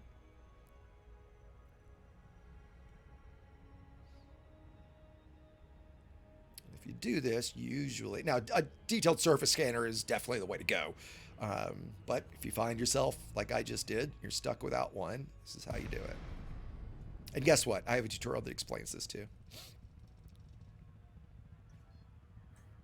Do you have a tutorial that explains non-advanced PAs? He has a tutorial that explains the tutorial.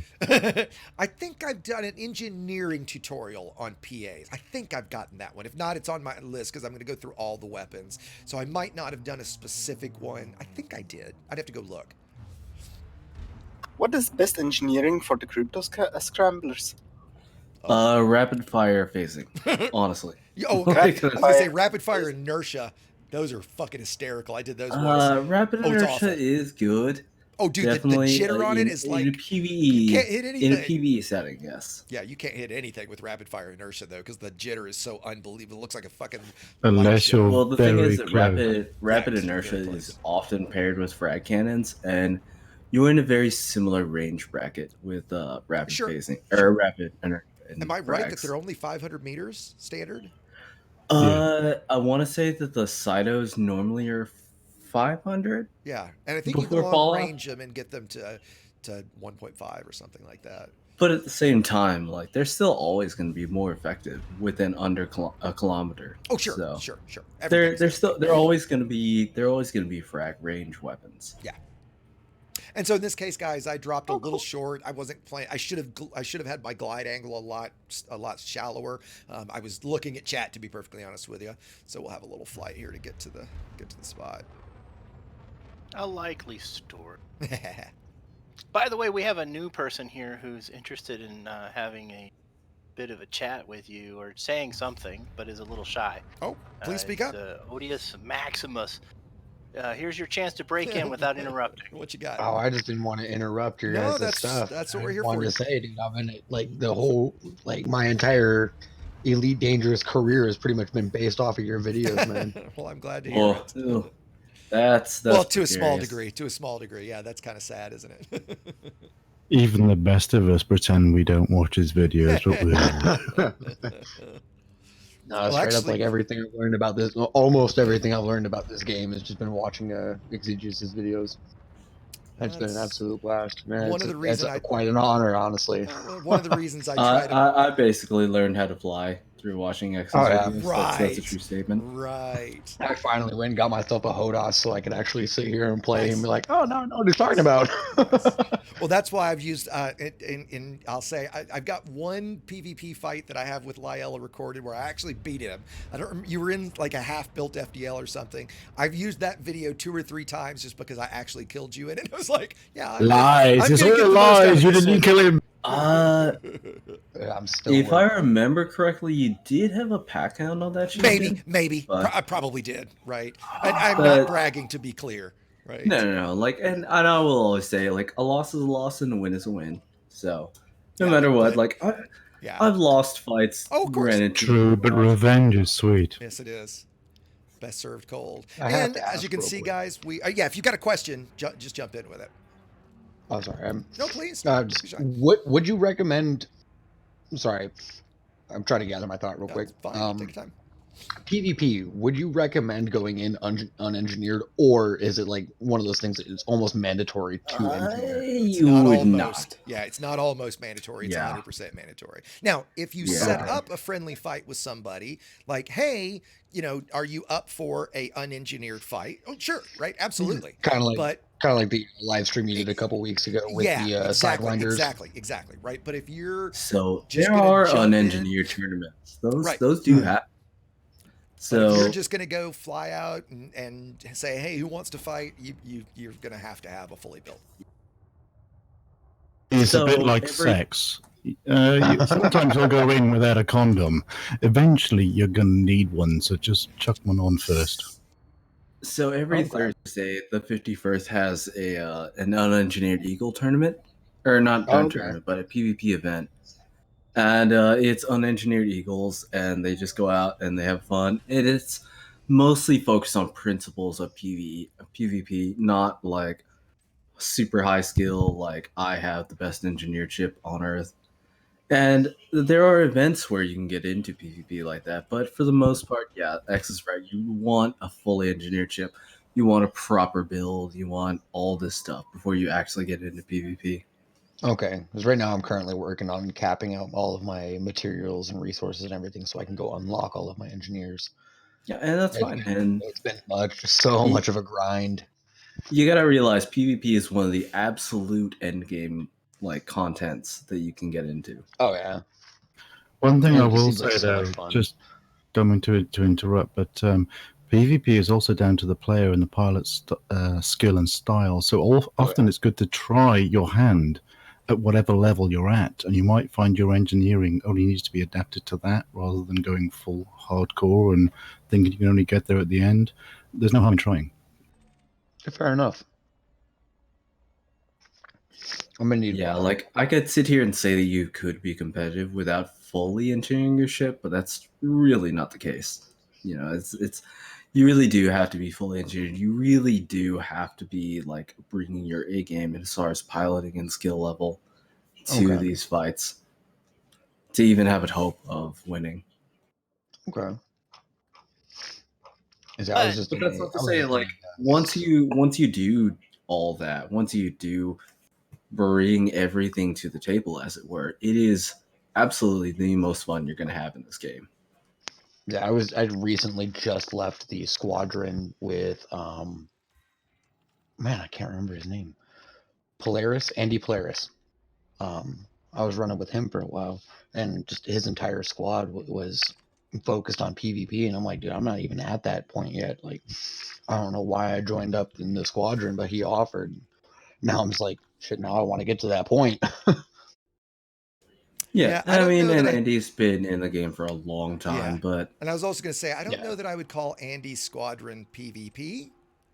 They shoot it. They shoot it was other very players. much gankers. They're just gankers. That's all. Right. It was very much gankers. Right. Yeah, it's fine. I'm not judging. I'm not judging. They're not That's competitive. a part of PvP. Right. I saw that one little video where he came and ganked you, Exegius, and I was like, no! How did you do that? Yeah. I mean, depending on the ship.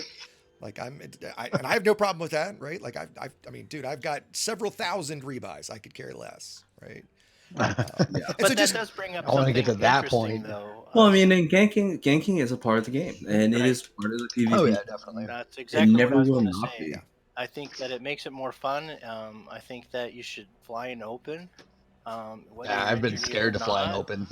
Just get used to it. And I promise, if your ship gets blown up, you won't actually be injured in any way. Well, and here's the thing that a lot of people don't fail to realize is that once you get ganked, you can ask any of these gankers for advice, and they'll give it to you. Mm-hmm. Like everyone in the PvP community, gankers and legitimate PvPers alike, we are more than willing to share our knowledge. Yep. The best response you can give to if somebody just kills you like that is, "Hey, what weapons did you use to do that? How did you, actually the very first video I ever posted to my channel was me. I was pirating. I pirated a guy in a cutter in my Cobra, and he stopped at first. And then all of a sudden he started attacking me, and I was using mine launchers. He had no idea what mine launchers did. They have a reverb cascade effect that destroys your shield generator directly. Yep. So all of a sudden his shields pop. He's plowing through my mines because I just laid a big carpet in front of him. And I confirmed later with him, I chatted with him that he was thinking, oh, screw this little Cobra. Those mines aren't doing shit to my shield. Shields are gone, and there's still 20 mines in front of him, and he plows through them and he's dead. And the first message he sent me was, holy shit, how did you do that? And will you teach me? Right. And absolutely. I spent like an hour in chatting with him. Right. He could not have been nicer. Right. And he confirmed that, yeah, he saw me in a Cobra, thought, fuck this little Cobra, I'm in a cutter. But it was totally unengineered. He didn't know what he was doing. He was new to the game. Right. And a few minutes later, and I had no intent on killing him. I asked for 2 tons of cargo. Right. I was completely role playing.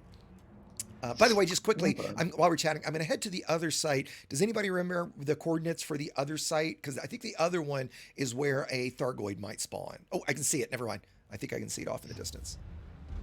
Yep, I'm pretty sure that's it. The other one has the Thargoid spawn. There it is. There it is. Yep. Constant. Yep, I see It also has would anyone else feel better if Thargoid fights happened in the rings? Because I can't be the only one that thinks I think this, it'd be but cool. open space fights bore me, honestly. I wish they would interdict Yeah, the us. rings would be fun, especially with like Yeah. 20 scouts. No, that'd be interesting. Yeah. I'm still learning to maneuver through fields right now, through the asteroid fields. Yeah, It takes a long time. And one thing I will say is like you'll always hit rocks. It doesn't matter how good you get. Like Yamato hits rocks, I hit rocks, everyone hits rocks. Yep. You know, like I'm not worried about hitting rocks. It's just I'm still learning, trying I don't to hit navigate rocks. my way Rocks through them hit and me. everything. So, Exegius, I got a real quick question. Yeah, shoot. Do you have any videos up like on like for tutorials about like the plasma accelerators and railguns? Because I'm currently working on trying to refine my fixed weapon.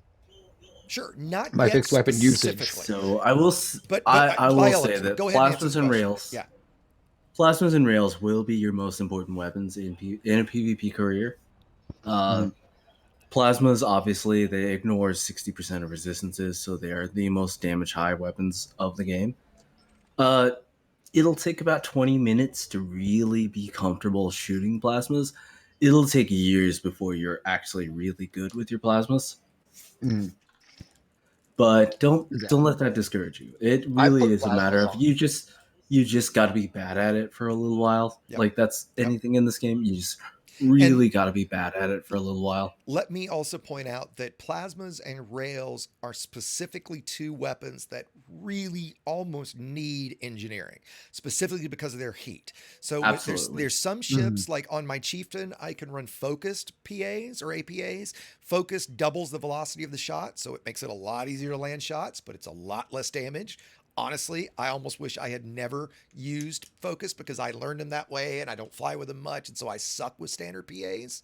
But so with efficient PAs, there's a 40%, somebody correct me if I'm wrong, 40% thermal decrease on them and distributor and power draw. So makes an enormous difference. The same with railguns. Yeah, so with railguns, on the railguns, Cascade, Super Pen, both have 40% thermal You reduction. can always cheat with the plasmas. The thing with plasmas that really gets me is that if you so there's three possible experimentals with plasmas. There's super penetrator, feedback cascade, and plasma slug, and all three of them give 40% thermal decrease on output. So if they're just going to say that there's 40% thermal decrease on any possible engineering, why don't they just make the weapon itself 40% less heat output? Because they want to make it. Because right now, it makes it locked to an end game weapon basically. Well, I put on PAs. Like currently, I'm running rails on my Viper Mark III. I'm just trying to use and everything, but I've put PAs on like once, and I could not figure out how to operate them at all. I don't know how they fire. I don't know what the charge up is. Like I figured out with rails, you hold down the button and it finally fires, and it fires, well. It wasn't too hard for me to figure that one out. But the PAs, I just had no idea how they operate. One thing I would say with rails is watch myself and Despy's videos. There's a little while where there's a debate whether or not myself or Despy was the best rail shot in the game. But would you be able Lego's to up send there me a too to toss? In fact, Lego's been running that 3 rail build for a little while, and he's very good. If you get a Pasto a link to your channel, he'll post it in so everybody can see it. I'm happy to share that. Yeah. Quickly, one thing I was going to say real quick, about the rail conversation and in-game stuff. The nice thing about the fact that you only need the experimental on rails is you could do a grade 1 light or grade 1 long range, and then just put the experimental on it, and bam, you get the 40% reduction. Right. So you don't necessarily have to be, any more than grade 1, which is a super easy, going to take 1 or 2 mats at most. Right. And then get the experimental on there and make them, usable compared to what they are bone stock. Right. Yeah. That's actually how I have it. And that's the unfortunate part. I feel like rails are not usable completely stock. And that's something you can't say about any other weapon. PAs are close, but no, not like rails. You're absolutely right. In fact, Imperial hammers are damn near completely unusable without engineering. They're so damn hot. Because that's a 3-burst railgun, and it's not 3 times as hot, but it is quite a bit hotter. In fact, on a couple builds, I run sturdy mount because sturdy mount rails gives you another 30% decrease, but you have the damage fall off. Long range rails is by far the meta, right? Because you get full damage to 6 kilometers. You can snipe with them at that range if you're good, and take out modules at that range. They're very, very deadly at that range. So that brings up another question. Crap, I just forgot. Well, never mind. Pardon me. No problem. Let's see. My old people do that too. Oh, I do that all the time. Let's see. Let's go back and grab a different ship. I was going to head out to the Thargoid Barnacle site, but that's a 100,000 second Super Cruise flight. I don't feel like doing that right now. Another thing that I would toss in, and we're going to do this here in a little bit. In fact, I'm going to say we'll probably do this in about a half hour. Usually it's around 10, but we'll do it a little early since we started early. Is CQC. CQC gets a bad rap, and by the way, CQC is different than the game. Like the flight's a little different, the weapons are different, the ships are Friday different. fight night, guys. Friday fight night, still a thing. Yep. And tell us about that in a second. What's the time for Friday Fight Night?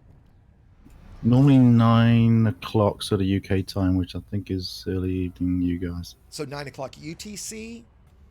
Yeah, 9 o'clock UTC, and then it goes through for about 6 or 7 hours. And there's a crap ton of people in there. There's everybody you want to hate and everybody that wants to teach you stuff. So it's a great place to be. And the thing about CQC, that's arena. Like from the main menu, you see arena from the main menu. And the thing that sucks about CQC is getting a match. Okay, so if I tried to get a match right now, I probably wouldn't. 2 ways to fix that is you go on specific nights, like Friday nights. There's a CQC Discord. Aposto, if you happen to have it, if you want to grab the link, toss that in for folks. The CQC Discord, you can jump in there and say, hey, guys, I'm looking for a fight. Anybody around? Get enough people. Or at the end of my Tuesday night streams, we've had the tradition, every one I've ever done, we do CQC at the end. So here, I'm going to suggest in a half hour or so, right around 9, everybody's welcome. The more the merrier. Doing CQC, again, it's not the same, but it gives you the opportunity in a very safe way, no rebuy, no risk, to go shoot at other people and get into some level of combat. And when you got a lot of people there, it's just a blast. Yeah, Thank you, Tuesdays and Friday nights are just awesome for CQC. Yeah. You'll get a lot of players in. Yep. Don't get too frustrated. You'll have your ass handed to you about 20 times in a row. Just don't worry about it. Just keep plugging away. And if you're getting your ass handed to you, look at your enemy, see what they're doing, and then see if you can get around it. It's fun. Genuinely is. Definitely vouch for that. The CQC Discord that I just posted as well is very friendly, very fun, very cool guys. Are the veterans there will help out. They don't want to just kick your butt. And then you can do on Saturdays and Sundays. For me, it's during the day, so I'm usually Mountain Pacific time. Let's see, So, maybe UTC, alternatively- maybe afternoon of Europe. Alternatively, I just posted the PvP Hub bot server as well. Okay. If you But you posted can that, hop into Lyle, that. somebody grab that link and put it in YouTube chat as well. Because since you just did it on Twitch, Lyle. Yeah, Politics just done that, yeah. So PvP Hub bot, obviously, it's for finding matches in the main game instead of CQC, but mostly, like we've said this a million times, like I really wish that CQC functioned a lot more like PvP Hub bot, in that it just matches you up against like 4 random players no matter what. Pardon my interruption, but what time was the CQC again? Tonight it's going to be in about a half hour. We'll play in about a half hour. It's a little bit different because, you know, What time you're is it going to want to coordinate with That'll the be people. 9 Eastern. Sorry, Posto. 9 Eastern? Yeah. Roger that. My apologies. Yeah, I agree with the guy that turned around and said that it was very tail off, as in you always end up with someone that's done it 3 times in a row. The good thing about the Tuesday and Friday night thing is, one, you get random players in there, so you don't necessarily go up against the best of the best. Right. And you will go up against the best of the best, and that's kind of a cool thing. You should pay attention, but you'll still get cannon fodder that you can take out, so you'll suddenly feel a bit better about yourself. You will progress. You will move on. And we generally, You know, I will. Go ahead. Go Lyle. ahead. No, please go ahead. I will say, like, it kind of is a thing that I don't want to go up against brand new to PvP players for exactly that reason. I don't want to put people off of PvP in any way, and I feel like it's very easy to do that when you've got the best of the best going up against like super brand new to PvP players. And I don't know if it's the same way at CQC, but I can't imagine that it would be any different in any way. Well, and the thing that we I recently fought a beginner PvPer, and I think I accidentally made him like quit PvP, and I felt super bad about it. And that's the thing, you know. I've always said this too, right? You can't go into any of this type of combat when you're new. If you equate fun with winning, you're not going to have a good time. If you equate fun with Absolutely. fun and fighting and learning the game and doing something new and increasing your skill, it's awesome. Okay, but if you're going to go Embrace into the mindset, chaos. yeah, if you're going to go into it, like I had somebody on my channel post recently that, and we've all heard the suggestion, late players, of 100 times, of he wanted to start an organization that would hunt griefers, right, and they would accept bounties, and you could hire them to go chase people down and everything, and the guy's got like 50 hours of gameplay, and I'm like, look, that's a lofty goal, and it's a great goal, but realize what you're about to bite off here is you're about to go up against some of the best skilled pilots in the game, and the fact is, even the griefers that aren't great PvPers, you're not going to kill them, because if they decide they're going to high wake out, they're going to high wake out. You're not going to be able to kill them before they go. So it's going to be an exercise in fertility, right? That in the worst end of the spectrum, like I am a part-time griefer, and I've got 6,000 hours in the game. Like, which is honest. To put that in perspective, is more than a professional fighter pilot has in 20 Sleep years. is an option, you know that, don't you? Like 20, like the average high tier PvPer has more than 20 years experience. An average fighter pilot has. Yeah. So that's a lot. Exactly. And so you have to realize that by the time you get to that level, it's such an exercise in futility to try to do something like that, because there's, griefers are so random to find, and they're just going to leave. And it's just, his idea was, hey, I want like fuel rats for that. It was like, hey, great goal, but it just doesn't work. Right, lots of people have tried to do it, and there's better things to spend your time with. Hey, I've seen guys patrolling Desiat and things like that, and vets and stuff, trying to do exactly that. And hey, more power to them, right? But it is kind of an exercise in futility. I mean, the most of the ships that griefers are going to use, you're not going to kill. All the high tier PvPers do attend these weekly events, so that the Scenic Fight Night every Sunday, these Weird Wednesdays. All these organized PvP events. If your goal is to fight the best pilots in the game, you can do that without organizing like a squadron around like stopping griefers. Mm-hmm. And you can do so while putting yourself in a better footing, because I think some people though misconceive what griefers are. They don't understand that people play this game with different personalities. I'm one of those. I'm very guilty. Absolutely. When I first came, I was like, "That's unfair. Why did you kill me?" And then you start to look deeper into, well, actually, these are just other human beings playing the game their own way. And when you sort of slow down a tiny bit and go, actually, they're just doing what they want to do. I can either be there or not be there. So people say, I just want to play an open. I always think, well, no, sod you. Don't do that. Just play in your own private group. A lot of people don't get it. Most griefers, quote unquote, are just legitimate PvPers that are out there, and they're just bored right now. Yeah. Or they're opportunists playing a role, at right? best. Yeah, or you're playing a role, right? Some guys like to play the bad guy sometime, right? In my opinion, the worst thing that you can do is start screaming and cursing at somebody, right? I mean, because look what happened to me with Harry. I started making very ill judgments against him and his personality, and it turned out he's actually quite a nice chap, very talented, and I was saying bad things about him, which are unwarranted and unfair. But when I actually engaged him, I realized he's a great pilot. He's actually very good at playing the game, and I was wrong. Yep. Yeah, I mean, and for I mean, me, perfect example could. I was gonna say I don't like, I've griefed before, but I mean, I'm trying to like kiss my ass here. It's been a long time since I've done it, but I have. I like to PvP pirate, right? And a lot of people don't understand the difference between the two, right? My goal is if I'm pirating, if somebody grabs you and sends you a message saying, "Hey, stop! I want your cargo," or something like that. Stop. Right? They're not going to like code. One of the bigger piracy groups has a code that if they tell you to stop and you stop, they are not going to kill you. If I tell you to stop and you don't stop, well, if you just completely ignore me, depending on your rank, I might kill you. I'm certainly going to start shooting at you, right? Because I'm just stop. If you don't have cargo and you tell me you don't have cargo, great. And really, I asked for 2 tons of cargo because for me, I enjoy the human role play. Right? I want to interact with another human. I want to see what you're going to do. How are you going to act? How are you going to handle this? And you know what? If you curse and scream at me, well, I'm going to kill you. Right? If you start chatting with me. I will curse and scream at you with my lasers. And right, exactly, right. Yeah, fight back, and ramming my ship into you. How dare you pull me? Right? Dirty pirate. Almost a perfect example. What you have to do is you have to talk mad shit and then highway. Yes, right? That's the given That's rule. the best. Everybody freak That's out. surely the best solution. Almost a perfect example would be Andy Polaris and his squadron. You know, they role play the power that they follow very well. That's exactly what they do. They're just pirates that are they're essentially ganking, but everybody else may view them as griefers. Yeah, Like, dude, I well, killed Andy it's- twice last they night, are actually.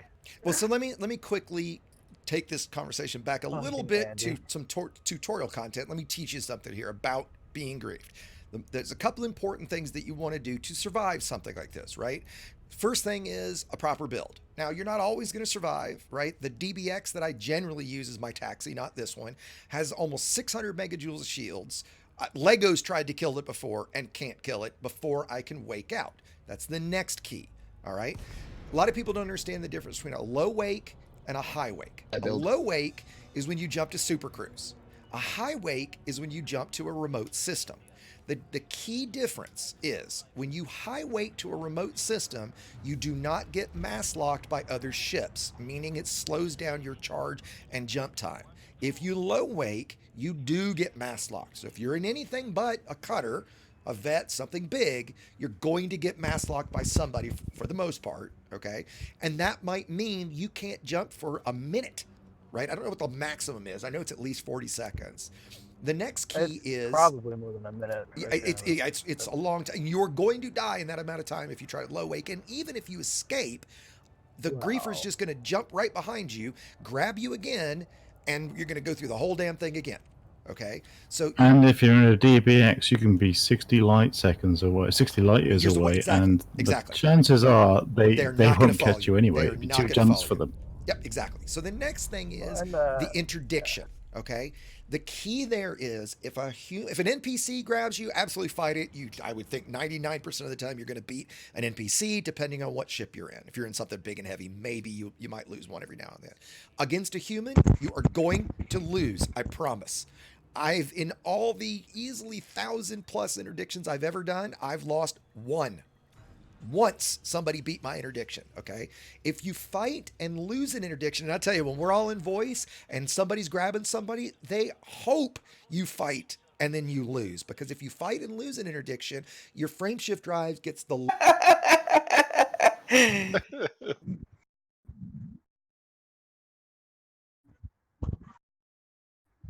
Yeah, coming back in by the looks of it.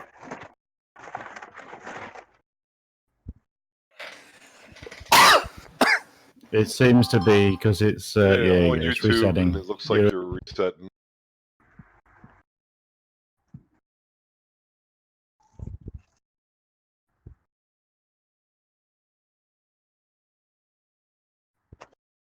All right, looks like you're back up on Twitch. Somebody That's said clever dog. That's a lesson in ganking for you right there.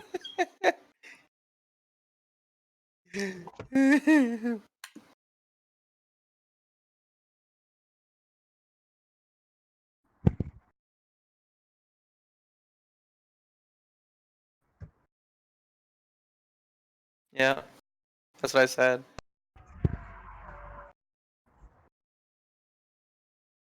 I think Just waiting for it to patch so, but yeah, there's your wallpaper is up, but and you're live. You're live. There Okay, and I think my mic is now live too. I think I just got my mic live. You're back in the room with a load of your gamepad stuff. There's your okay. roster. There's your launcher. Yep. Okay. It should be coming in a second. Sorry about that, everybody. Well, that was exciting, wasn't it? Your launch is still live at the moment. You wanna Okay, it's just behind then. Because I think there's a lag. We saw there was quite of a delay on YouTube anyway. Okay, as I get everything fired back up.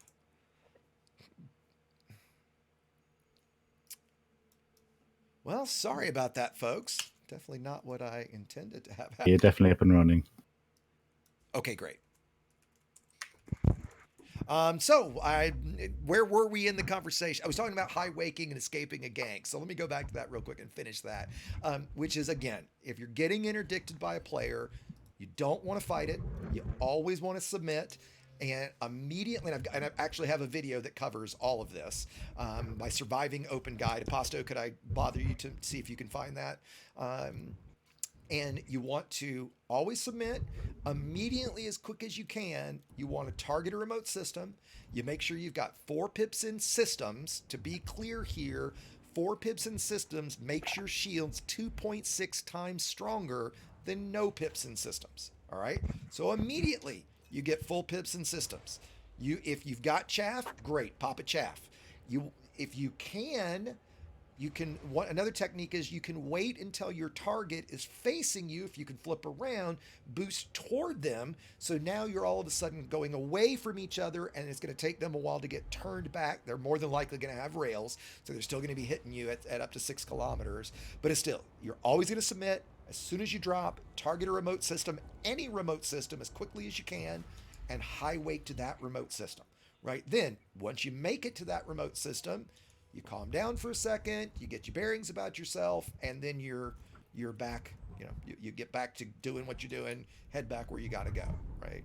Worst case scenario, if you're in a ship that is very weak, you're in a trade ship with very little shields, whatever it is, and you escape out, you might either have to try to jump back in a couple times until that griefer has gone on to his next target, or, worst case scenario, you've got to go into solo or private to get through. Right? Hopefully you wouldn't have to do that. You could make it through. But again, the keys there, I've got a 70 light year jump range on a DBX with an SRV and 600 megajoules of shields that is, unless I really fuck up, is not going to die. It might, but your odds of survival will go up dramatically if you know how to handle the situation. Defensive flying is another great idea. Anytime you jump into a system, you're watching your scanner, you're looking for, are there humans here? I know some guys use the trick of bringing up their network bandwidth. Is that control B? Or is it? Yeah, it's B. Yeah, control B. You can't see it on my monitor because it's off screen. Always want to have that. Right. Fair enough. I don't run with network monitor, but if you do and you see a big spike, right? It's on the corner of my monitor. Right. If you see like 100 whatever bits per second, you can bring up if you see 10,000, you got to play it. The third tab on the chat box, and if there's any ships commanders that are in your range. Another thing to point out, just quickly, your scanner, any target that's square and solid is an NPC. Solid triangle means an NPC with either hard points deployed or a discovery scanner or detailed surface scanner. Those will show up that way too. A human is hollow. If you see a hollow target, you should be, okay, what's that guy doing? What ship is it? Are they coming toward me? In fact, you know what? I'll jump on my DBX, and are any of you guys, Lyle, or you and Lyle left us. If anybody's at Shinrarta and wants to have a go at me, I'm going to head that way right now. Bring a Grom Bomb. He's slow. A Grom Bomb might do it. So, to quickly explain that, the Grom Bomb is we call it that because it's the Yuri Grom weapon. It's the FSD disruptor missile. If you get hit by that, it reboots your frameshift drive, which essentially means you're not going to jump for another 30 seconds. So in Britain, we call that "come at me if you think you're old enough." And the Grom Bomb is pretty rare. You should name your ship Gang Proof and see what happens. Oh, I'll do that. I named my anti-ganker ship, and I mean this in a tongue-in-cheek way, because obviously I appreciate and actually really like engaging gankers. I think now I've embraced what they are. Sometimes you're going to learn more when you're getting killed than you do when you're killing them. But I called it "Don't Shoot." Okay, so I have a Type 9 that's called "No Rebuy, Please No Kill." Right? That's a super kitted out one. It is, right? And it also has like 700 megajoules of shields and like 1,200 armor underneath it, while also carrying 752 tons of cargo. And I want to say at least 20 times. Dude, 20 times at least people have had to go at it. It's died once because a Wing of 4 got me with a Grom Bomb. Right? Yeah, the Grom Bomb will do. Obviously. You're not going to escape you get mass lock with that. Well, here's the thing. High weight, right? I mean, I didn't low weight. I will actually want to talk about that. If you can low weight, you should low weight. Well, okay, and that depends on what you're doing. But we're talking to new players here, right? Because I'm like, there have been times where like, I'm in my FDL or whatever. I'll pull an Anaconda, kill him in 10 seconds. If he low weight, he would have lived. I occasionally, for a laugh, there's a Corvette, Federal Corvette, no use at all in PvP, but because it has 8,000 shields, like 5,000 hull, it's actually good at taking a kick in. And if you don't stay still, you'll never hit the reverb cascades and all the stuff. You tend to fly around, do about 3 minutes of pissing about, and then high wake out. just to annoy people. Now, They would if spend you- more if time with you- me than they would have anywhere else. Are feeling confident and you want to show maximum disrespect, you stay close and low wake even though you're mass locked. Yes, I do that. Low wake for maximum. It's better if you aim at them when you're about to do it.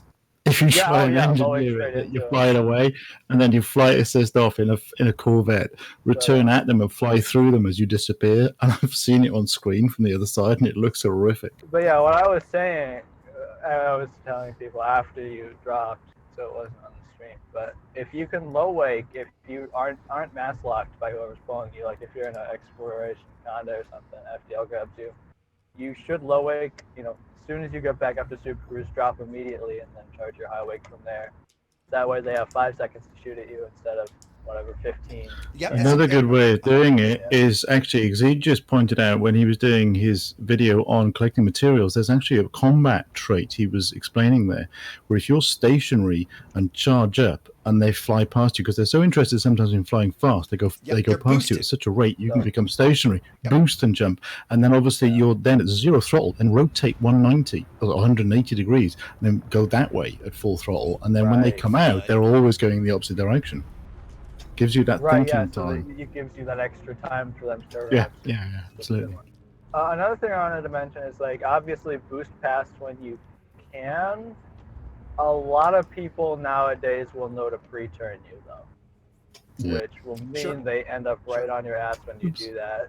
So a lot of times, if somebody's just, like, flipping around and face tanking you, you might be better off just putting it in reverse thrust and putting down distance that way. Yeah, and these are nothing wrong with any of these, right? For the most part, when you're new to this, though, when you're new to this and you've got a lot on your mind and you're going to be frazzled, right? All you have to remember is drop, submit to the interdiction, do not fight it. Drop, and as soon as you get dropped, lock a system for high wake and line up your high wake, 4 pips in your shields, and just focus on that. Right? If you've got chaff, great, pop chaff. Most griefers aren't going to use gimbaled weapons, so it's not going to do you a lot of good. But if you got it, pop it. Well, One thing I'm going to say that's going to aid people on the high waking is this: there are 2 things you can do before you even start it. One, if you go into a system where you think you're going to be interdicted, make sure you have a target system at the longest edge of your range capable, and what you do is target that, and then no matter what happens, if you hit the button target next system, you don't have to worry about that. You just literally hit target next system and point at it or away from it, and then only return back to it once it's charged. And again, Speeds the whole thing up. Most people won't follow you out of system. That's right. If you get out of system, because you need a wake scanner, you need to try to guess where they went, and or if they're on your friends list, maybe, and they're trying to track you down, that kind of thing. But it's very, very rare. Yeah. Right. So how boring is that? Just low wake and keep low waking over and over and over. Thing about sure. I think it's fun.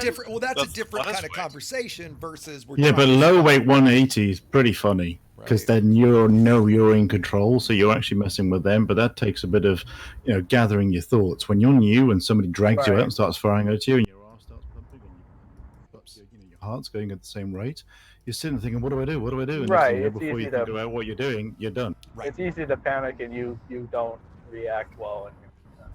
But about chaff, like, countermeasures are strong. A lot of people, a lot of the ganker people will like to run like the frag mambas. Especially if you're in a medium ship, chaff will do a very good job keeping them off. Heat sinks are also very strong. Some people will run a missive, some won't. Obviously, nothing's gonna help against anybody. If you get like a dude with thermal conduit PAs, you're fucked. Unless you can just tank him until you wake. But against a lot of people, countermeasures will be really effective. I'm also just in chat right now. I'm posting a link to the build that I'm running because I wanted to show this build off just a little bit.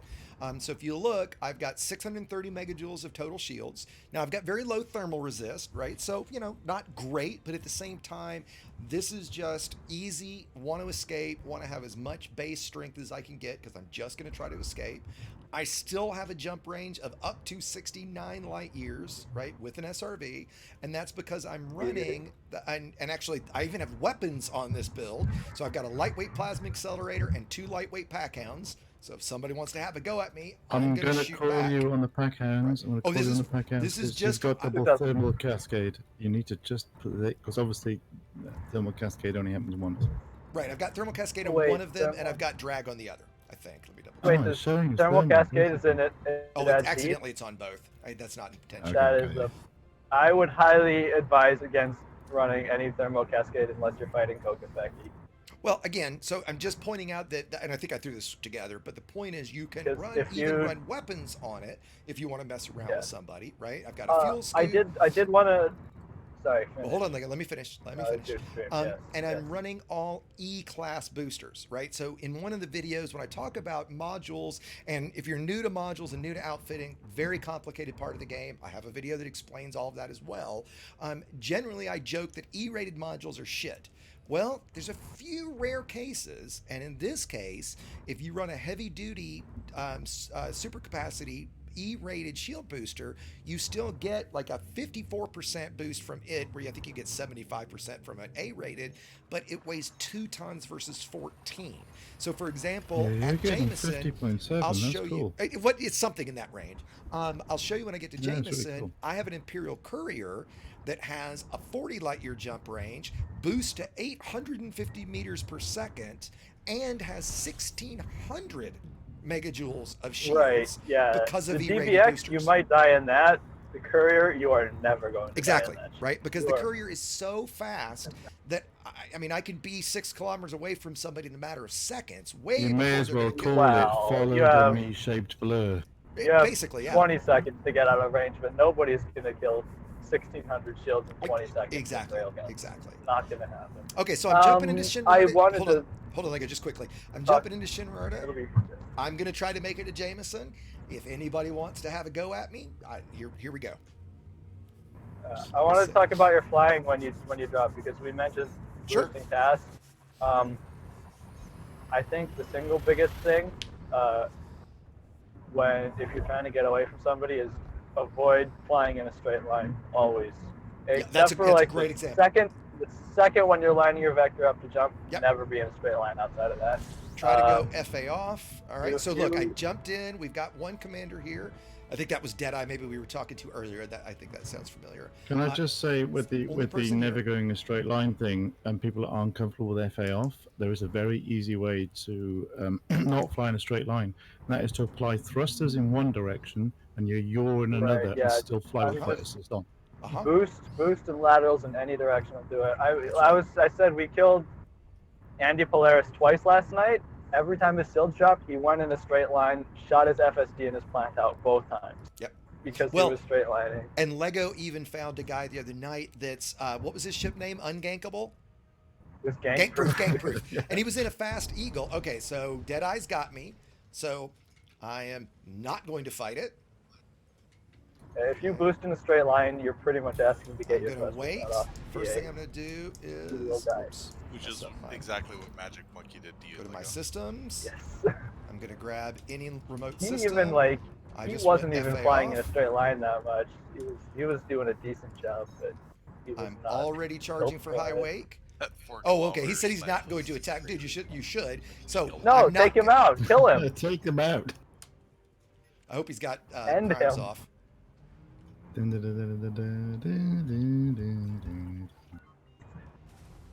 Oh, but yeah, X, I was telling you, don't run Thermal Cascade, because everybody has Damn, he had crimes on. You shoot him with Thermal Cascade, they will Chungus charge you, and you will die. Well, I wouldn't shoot. Yeah, fair enough. I love people that run Cascade now. It's great. Hey, and... Unfortunately, he had crimes on, so I'm going to have to go deal with my bounty here in a second. But we're in a taxi DBX here. Poor taxi gunship. Dies so fast. Anybody remember that one? Now we've got NPCs on us.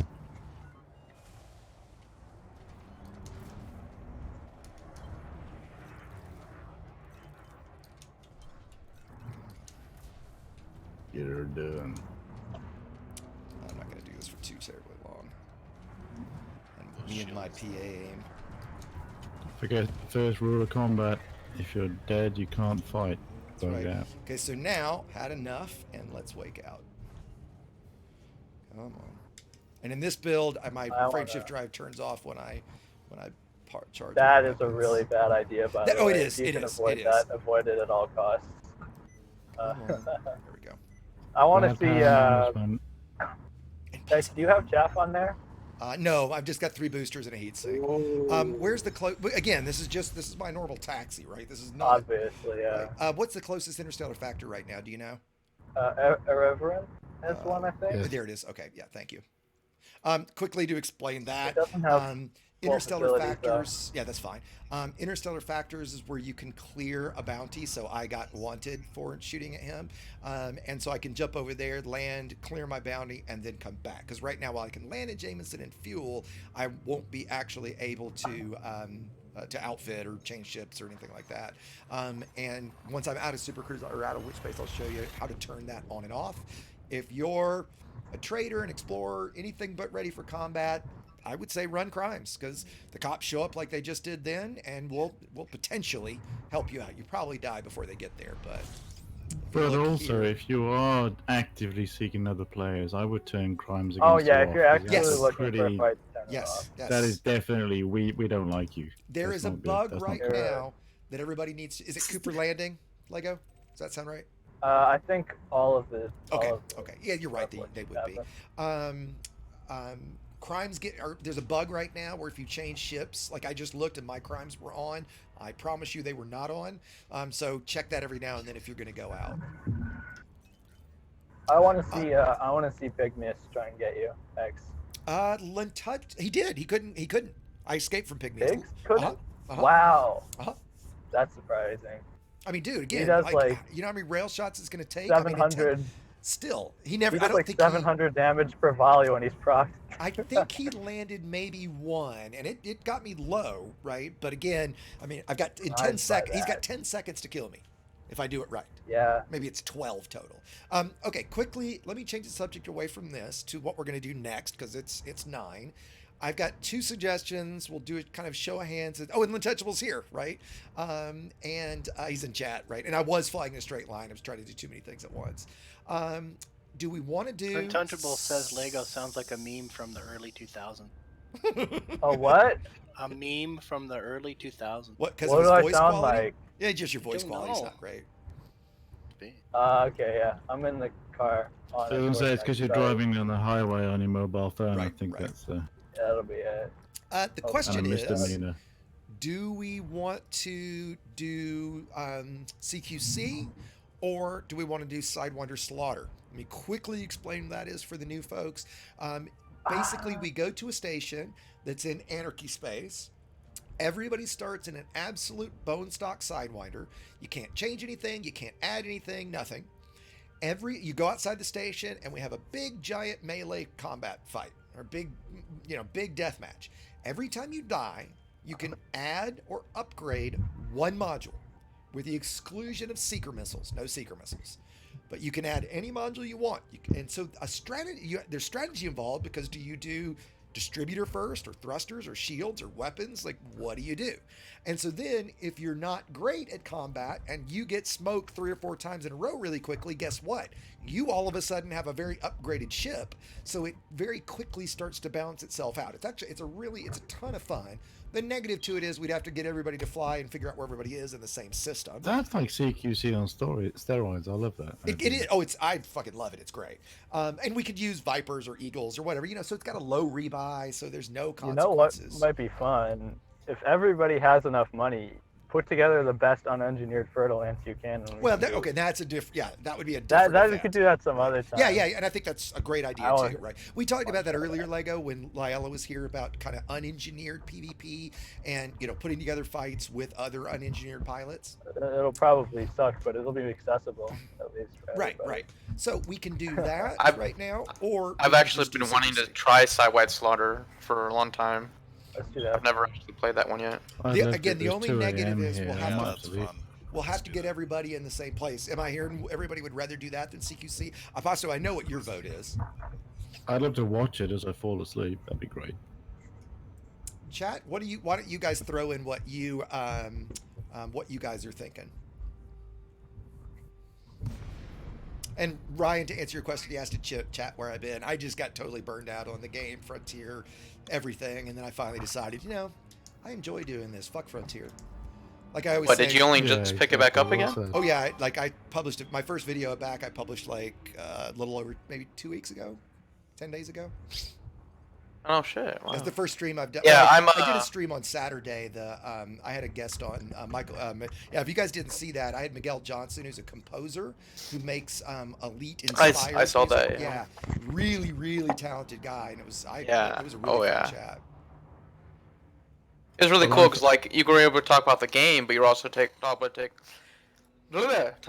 also able to talk about the music, right, and the composing behind that, and you guys had a lot of common interest in music too, which is kind of cool. Well, what a lot of people. I, for one, have really missed you when you were away, and I Thank you. don't want to say anything about it, but it's nice to see you back. Thank you, I appreciate it. It's been nice to have a warm welcome coming back.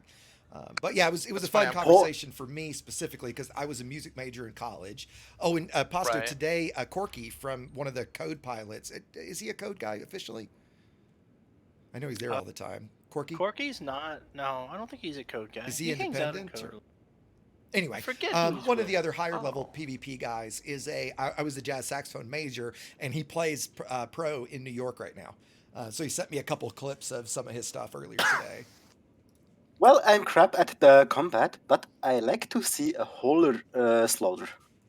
Hauler slaughter is a little less fun because of the single Yeah, weapon. only one hard point. Yeah, that's. Yeah, no, we've had fun with haulers in the past. Yeah, The hauler events are. I just think the more entry level it is, the more inclusive it is, and I've always found that when you do these sort of things where if somebody even just started today, they could literally just get involved in it, and I think that's kind of the cool part about doing the Sidewinder slaughter. I think that's genius. Honestly, the Sidewinder is just a fun ship to use. Absolutely it is. And so what I'm doing Yes, right now, of course, but there is a small caveat. If you're very good at the game and you realize how it works, you let yourself die 4 times, and suddenly you're OP. So there is that issue.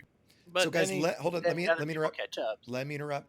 So the closest system to Jameson that's in Anarchy right now is Minari. I'm going to put it in chat for both, and I'll make sure that everybody here knows that wants to come meet over there. So that's in short where we're going to need to go.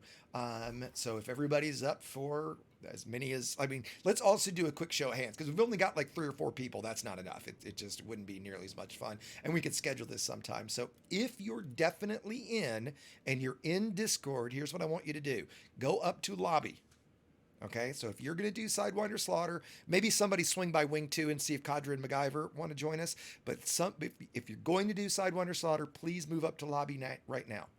And we'll see if we've actually got enough to do it.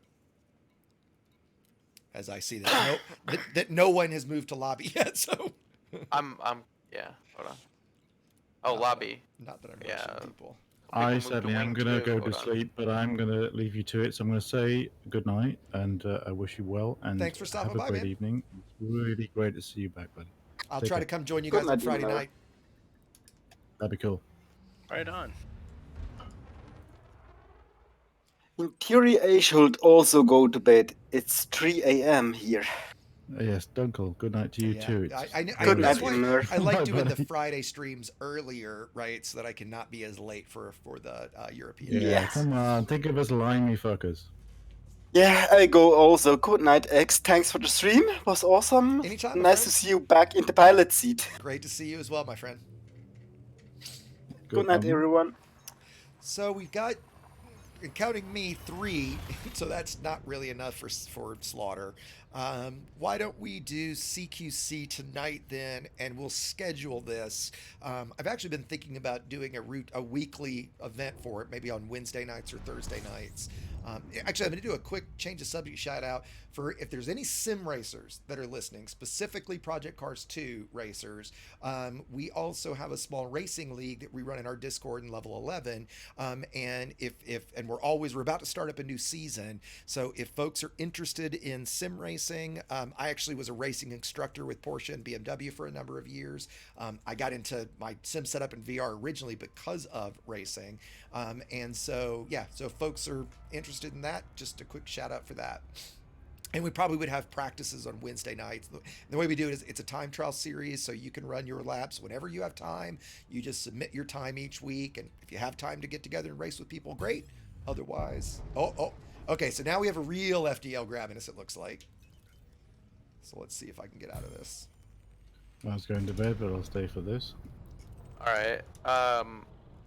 I'm interested in either one. You know, I personally would prefer to play Sidewinder just to try it out, but I'm good with either one. So there's the cooldown. MacGyver there and Kadra that are in Wing 2 are also up for either or. So I'm using my side like thrusters and as soon as I get the lobby. boost. So I'm gonna go back FA on so that I can line up for the jump. Come on, baby. There we go. And we're out. And let's see what shield we got down to. We got down to, well, I guess it's not going to tell us till we get out of Wake. So will you go grab Darkside and Night Ghoul and let them know that we're going to do CQC instead? Okay, yeah. Okay, let me make a new friend. And so, yeah. So he got me down to 36%, so pretty close. Hey, Mal, how's it going, buddy? Probably, well, if we're going to do CQC, I'll probably just log out right here. And as much as I hate it, I'll stay in I won't jump in VR for the stream. I'll probably stream a couple matches, and as people start tapering off, I'll jump into VR for the rest of the night. I hate streaming VR because you guys don't want to watch that. Oh, I guess he's not going to take my friend request. If he was, if whoever that was just watching, Rotogen? 6 Rotogen? Grotogen, maybe? Is that Grotogen? Aww. What are you talking about? The guy that just tried to kill me. The guy that just interdicted me. Oh, okay. I don't know. And sometimes, honestly, if I'm just in a little ship and I'm definitely going to die, a lot of times I'll mess with people. I'll just drop my shields and go, would you please hurry up? Right? Just like, come on. Especially if I've got a lot of hull, right? I'll be like, come on. Do you need me to self-destruct? And I'll just mess with them. Okay. All right, that was fun. I'm definitely off this time. All right. Okay, see you, my friend. Yeah, Pasto, are you with us still? Yes. Can you hear me? Why don't we jump in and do some CQC? Okay. Do the flop to the main menu.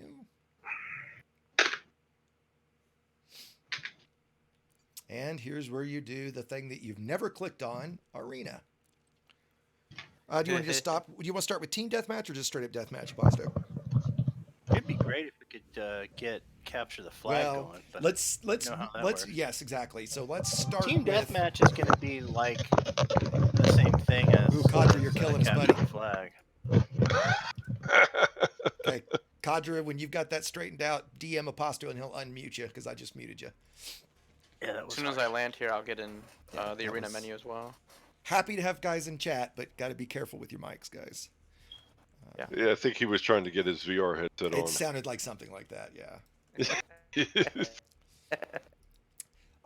So let's now do the same thing. If you're going to play CQC, jump up to lobby just so we know who we've got. Copy. Okay, I'm going to assume that Kadra's got his shit fixed. All right, Kadra, I unmuted you. You good now? Yeah, sorry about that. I dropped the headset. No sweat. It was rather painful. Sorry. That's okay. Well, so was some of people's voices tonight were loud. I was like, oh my, who is that talking? I kept turning a few people down during the stream because they were pretty loud. You know, I'm still having an issue with the Rift thing.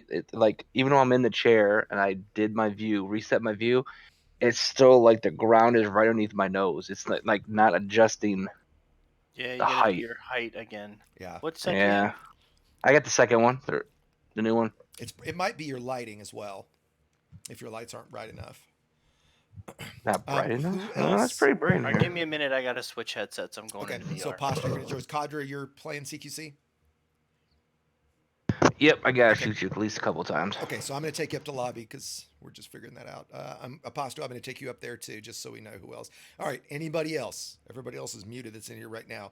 If any of the rest of you guys are gonna play CQC, speak up real quick, just so we know. Okay, let me bring everybody back down. Okay, I brought you guys all back down because MacGyver and Darkside, are you going to join us for CQC? Yeah, Darkside, I'm down. Yeah, okay, cool. MacGyver, are you up for it as well? Yeah. For Arena? Yeah. Yeah, okay, perfect. So first timer, so. Oh, hey, that's great. Yeah, last time I did this was X's last stream. Oh my god, it's been a long while. time since I even played the game. I took a hiatus just like X did. So hold on, let me ask a question in chat. Myerk's saying if I had any issues with my reverb. No, not at all. In fact, they sent me I had the prototype for a long time, and they finally sent me just a brand new one. If you're he says he's waiting for a warranty replacement, ping me in Discord. If that's taken any time at all, let me connect you with Ryan, the one of the product guys at HP. Let me do something, because I've given too many people the recommendation to buy that headset for them to be falling down on support. So if you're at all waiting, please ping me in Discord and let's connect and let me see if I can get something straightened out. Is that thing still like crazy expensive? No, I mean $650 for the Pro and $600 for the standard. Whoa. Yeah. Is that's a VR headset? Yeah. Ooh, who's that? Bunky Chillet. We're kind of not like tonight. I haven't been paying too much attention to chat in Discord. There is a live stream chat channel that technically we're using right now. So if you just need to chat with folks, you can chat in there. And if you'd like to join us, if anybody on chat, mic check. Yeah, we got you. If anybody that's listening on stream would like to join us, but you can't speak, you can't join in channel, great, no problem. Just you jump into CQC right now. Come chat in the Discord with us, whatever works for you. Yeah, and Cadre, your mic is really hot, just so you know. Like, we're hearing every little breath and everything for the moment. Deadeye, great. I see you're in chat, Deadeye. Feel free to click on Arena here in a second. We'll do usually the way we do this, we'll kind of get everybody ready and we'll all click Team Deathmatch at the same time with the hopes of all getting the same instance with each other. So we're gonna start with team, not regular? Yeah, we'll start with Team Deathmatch, yeah. Is anyone not ready? No, I'm not ready yet. I'm not ready yet. Okay. And so for stream, guys, what we're going to do, I'll probably stream the first couple matches of this, and then I'll probably end the stream at that point, honestly, so I can jump into VR and have some fun in VR, because doing combat not in VR for me is just not nearly as much fun. Redragon, great. No sweat, buddy. I see you're in chat. Feel free. So if we have more than 8, we might wind up with 2 matches going, which is fine. One of the things we try to get capture the flag going, because that's a lot of fun. The problem there is if you've only got, like, Aposto and I are pretty high ranked. Aposto's, how many times have you prestiged? 3. Okay, so in CQC, when you hit rank 50, you have the option to prestige, which resets you down to 0 rank, and then you move on to the next kind of level. And as I joked in a video lately, if you wanted to get elite in CQC, you're never going to do it. Oh, actually, you know what? Sorry. We're going to do one other thing before we go live. I was going to premiere the Colonia engineering video. So I tell you what, here's what we'll do. I'll do 1 match of CQC, then I'm going to play that video, and then we'll call it a night. All right, I'm in CQC now. Okay, perfect.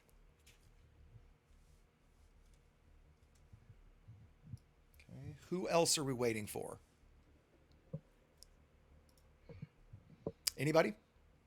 Hey, that's the answer I wanted to hear. All right. I did have a question though. Yeah, on the right, go right ahead. it has of course I have never done it, so on rank 1 and it says ship the F-63 Condor. That's right. Loadout 1. Is there anything right now that's the only ship you get to start, or it is, and honestly, I'm flying the Condor with that loadout. Now I've got a few changes because I've got upgraded, I've ranked it up a little bit, right? But that is a great ship to start in. It's not like you're starting at a huge disadvantage or anything like that, right? Yeah, it's definitely a lot more agile, like the Sidewinder. The Sidewinder is going to be similar to the Eagle. Yeah, those are both going to be very tanky. Like the Sidewinder in this has great shields. You get a cell bank with it, but it's slow and kind of clunky. I don't like it at all. I love the Sidewinder in game. I hate it in CQC.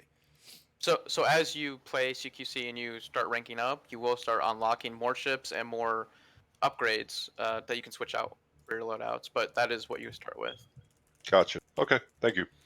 Okay, so if everybody's ready, again, I'm gonna do one quick. If anybody's not ready, if anybody in chat's not ready, hold your hand up, say something really quickly. Otherwise, I'm gonna have everybody hit Team Deathmatch. Pasto, you're good to go. Yeah. Okay, so Deadeye's. I think we need a second for him. We might have enough that we're gonna have 2 matches. I think we've got at least 8 of us. Somebody said, should I put on my BE? What's a BE? What am I missing? I don't know. Deadeye said that again. There, what's a BI? in YouTube, there VR. seems to be discussion about multi-crew. You were on the wrong part of the keyboard. BE, VR. They're right next to each other. That's funny. Sorry. Yeah. What was the question? No, there seems to be a discussion going on about multi-crew. About somebody was saying how, the multi-crew player will add an extra pip to your distributor. And yes, that's right. So instead of getting 6 total, you'll get a 7th, and they get to add it anywhere. Yep. Basically. And then if you had a ship big enough and you had 2, you'd get 8 pips. Right. So yeah. Yep. Absolutely. It is Too bad not cross-platform. CQC isn't. It is not cross-platform, guys. I'm sorry. So this for us. I mean, I'm on PC. For those of us on PC, it'll be PC only. Yeah, Darth. I'm sorry about that, buddy. That's a little bit Frontier, a little bit Microsoft, a little bit everybody. I know they've opened that up. Yeah, finally, and to add to that, cross-platform or cross-save play is a relatively new concept for a lot of these companies. They're finally getting along in some regard. Frontier is a little bit behind that 8 ball. So. Okay. I blame Microsoft. If everybody's, I actually blame Sony more than them. Okay. VR spell checks to BE. That's hysterical. Okay, so here we go, guys. I'm gonna count down 3, 2, 1. Everybody's gonna click on 1. So here we go. 3, 2. What are we doing? Deathmatch? Team deathmatch. Team deathmatch. Yeah. Sorry. I need to get an invite. No invites. We're just doing. No, we're gonna get what we get. Oh, okay. We're not gonna set up squads. Randos. It's just too much of a pain in the ass to set up squads. We're just what we get is what we get. And we can, if we want to split channels, my team, whoever gets on my team is going to stay here. If we even care to split channels. Apostle, what do you think? Do we care? I don't think it matters for now. If we did capture the flag, it would matter. If we get to capture the flag or we get into a situation where we really want to, I think it's fine. But for now, let's just do this. I thought you were going to do another countdown, but looks like you're already. Yeah, no. Just everybody hit deathmatch. I hit it. I mean, I can back out, but it's going to take a while to set up the match anyway. Wait, we're doing team deathmatch? Team deathmatch. Okay. Go for it. Oh, yes. If you haven't clicked already, go ahead and click. I'm already sitting here waiting for a match. I was waiting for a countdown. Oh, you guys didn't hear it then. How many times did you prestige now? I did it. Pasta's prestige 3 times. I haven't prestige yet, to be honest. Are you still using your noob cannons? Me? Yes, you. What am I running? I got matched with so far Darkseid and Red Dragon, MacGyver. No, I'm running a pulse laser and a heat beam. There's X. X was the last one I loaded in. Yeah, I'm running a pulse laser and a heat beam. All right, a lot of new people. So that's good. Okay, so Pasto, we didn't get into yours. I'm not into any. Yeah, okay. I don't know if I'm well, having we've got internet so problems. many low-ranked people too, and you're so much higher ranked than all of us. Oh boy. Yes. I'm pretty sure I outranked all of you. This is another place, guys, where pit management could not be more critical. If you're new to pit management, I have a video on that as well.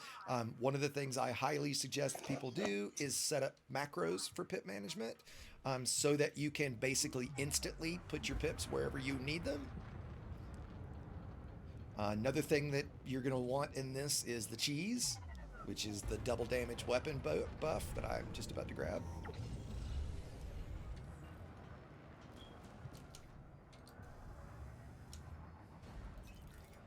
Darkseid just got Speed Surge. Come here, you little bitch.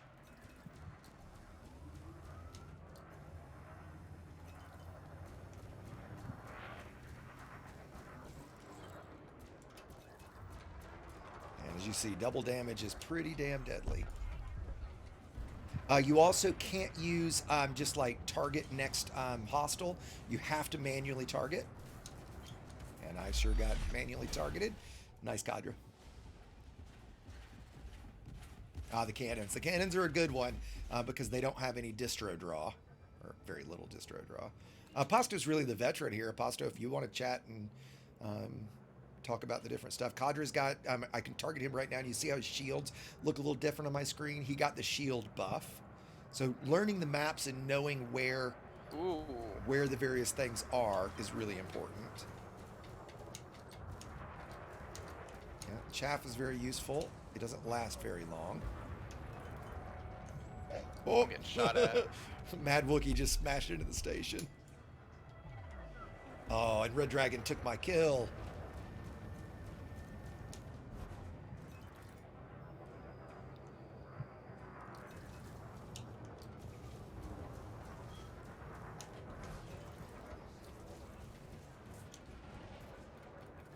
There we go. Yeah. Can't imagine why everybody's targeting me. It's, you know, somebody mentioned about it's a shame what Frontier's done with CQC. The biggest disappointment to me that I've never understood is why they haven't added this in the base game. Why you don't go to the mission board and take a mission to fight in a CQC tournament, you know, for a certain faction, and if there's not enough ships for it, then you just put bots in. I mean, they've already got NPCs that can fly. I got you before I got killed. Yowza. Guyver got me, but I got, I think, Gamma. Oh. Stop spitting.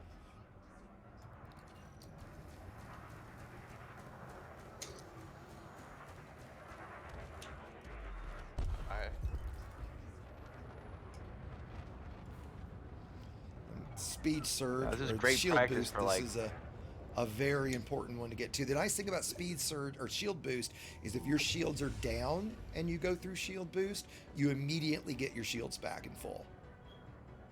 Yeah. So this is one where you really want to be watching your scanner.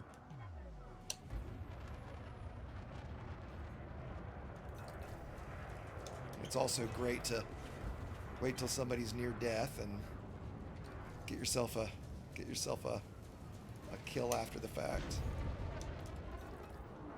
Nice, MacGyver. That was a well-timed boost. Oh. Nice shot. Thank you.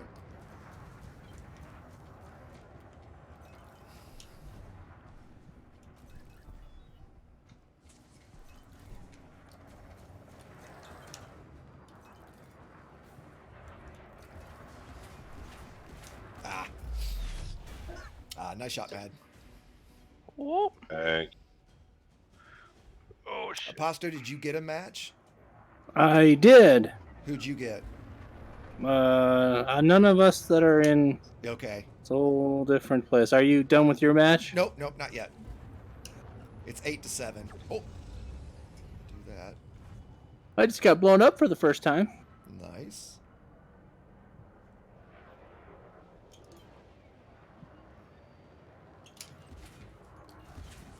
Oh, that hurt. Oh, that's an asteroid. Alright. Luck.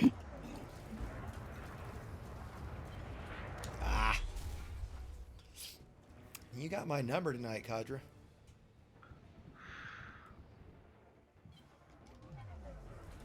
I so suck at this without I'm not in VR.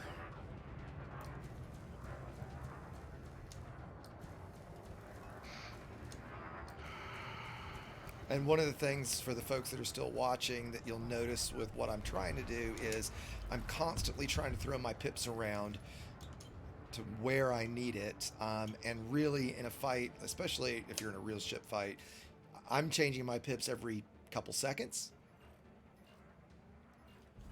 Okay, stop.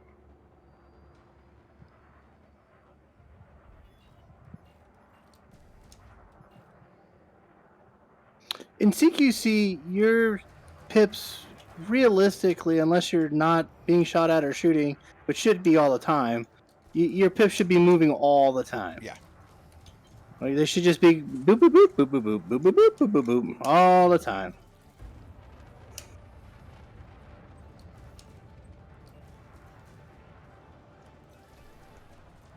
Because you've got such a tiny little distro. Nice, Dark.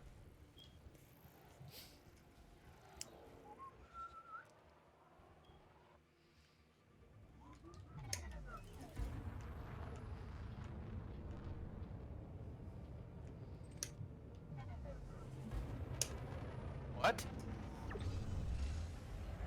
Ow. Why did I self-destruct? You went out of the bounds. Too far, yeah. Yep. You got to stay in bounds. Also, keep in mind you can't auto-target your nearest enemy. Yeah. That's not in here? Nope. I think you mentioned that I earlier. did, yeah. You've got to have line of sight on them.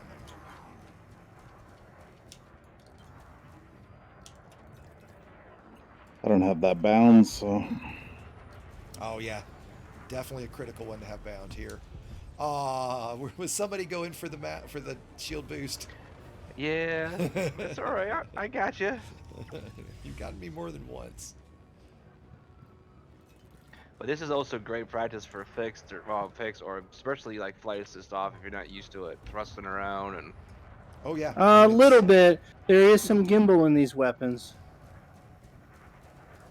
Keep in mind.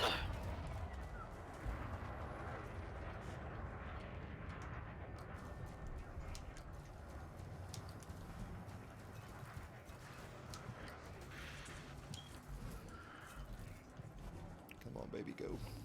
This is so fun on VR. I should play this more. I was trying to get behind that asteroid. I didn't have any pips and I didn't have enough engine distro to boost. Ooh! Hit the asteroid. I heard that. My windshield just went crack.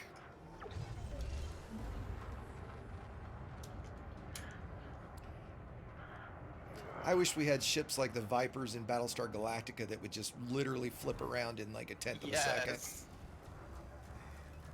Well, that's kind of like flying with FA off too. Yep. Yeah, they still don't flip around like they do in BSG though. Oh god. You know, BSG Online used to be a thing. Oh, I yeah, never for like knew a that. hot minute. Yeah, I don't think I've ever heard of that. I've always thought how great would it be if they used like Elite's mechanics for a Star Trek game.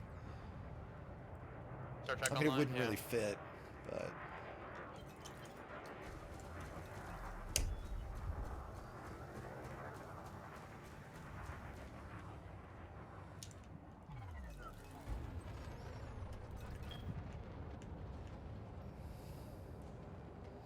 And Mad Wookiee's doing a really smart thing right now by trying to stay really tight to the structure as he went around it.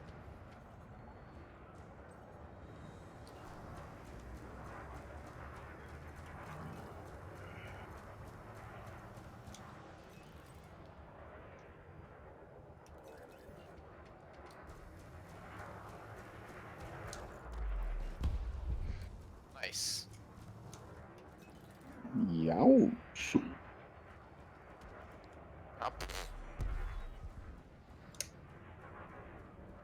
This is a close match, 16-17. That's been close all game.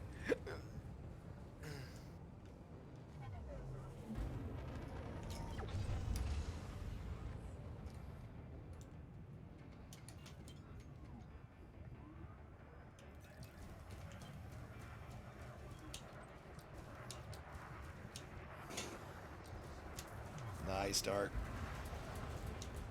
Oh, I got you first, didn't I? Nice. Oh, man. Nice, nice. That's a double damage, baby. What the Somebody's got engineered hull. That's all I gotta say. No. Goodbye. No, not possible. You know, one thing I've never seen, Aposto, is does the trainer work at all in CQC? Are guys using it? The trainer? Yeah, are people cheating in CQC? That's a good question. I don't know. I would hope not.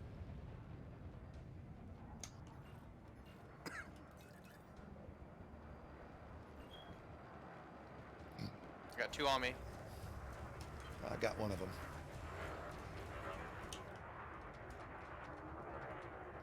One tip is pop your chaff pretty late because chaff's really short.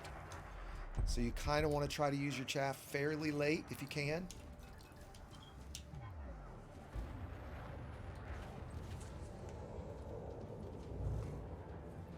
Oh, look at that. Bitch move. Did you like that?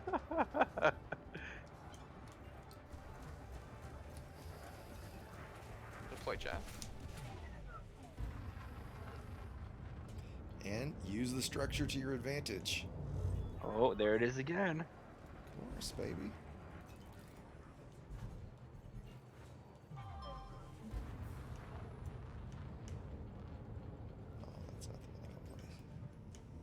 Yeah, right behind me. Behind you.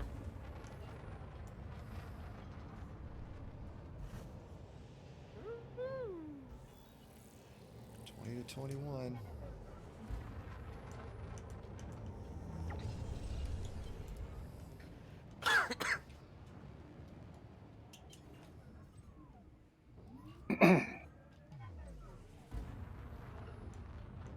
I just like flying these little fighters. Oh, somebody just went into the base. Oh, whoever killed me, nice job. Oh, that's gonna hurt. That's gonna hurt. That's gonna hurt.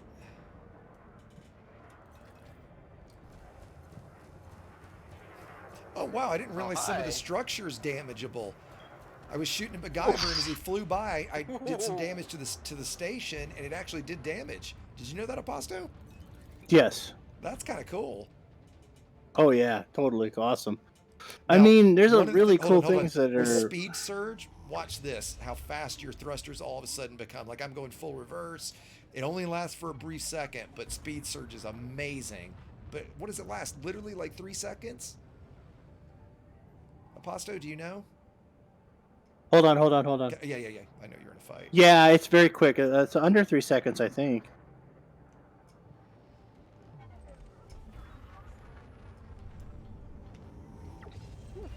All right, red team. We're tied up 22-22. Ah. It did do a good That job was matching fun. these teams. Deploy chaff. For those listening, having your chaff on voice attack, really bad idea. It's useful. You want chaff? Shit. You want chaff on a button. God damn it. Let me just bang into the damn station a couple times.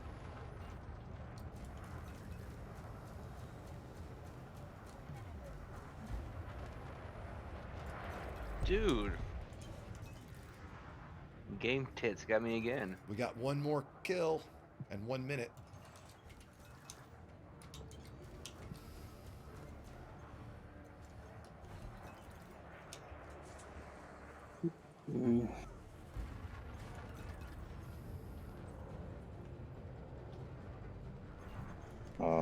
Get shields back.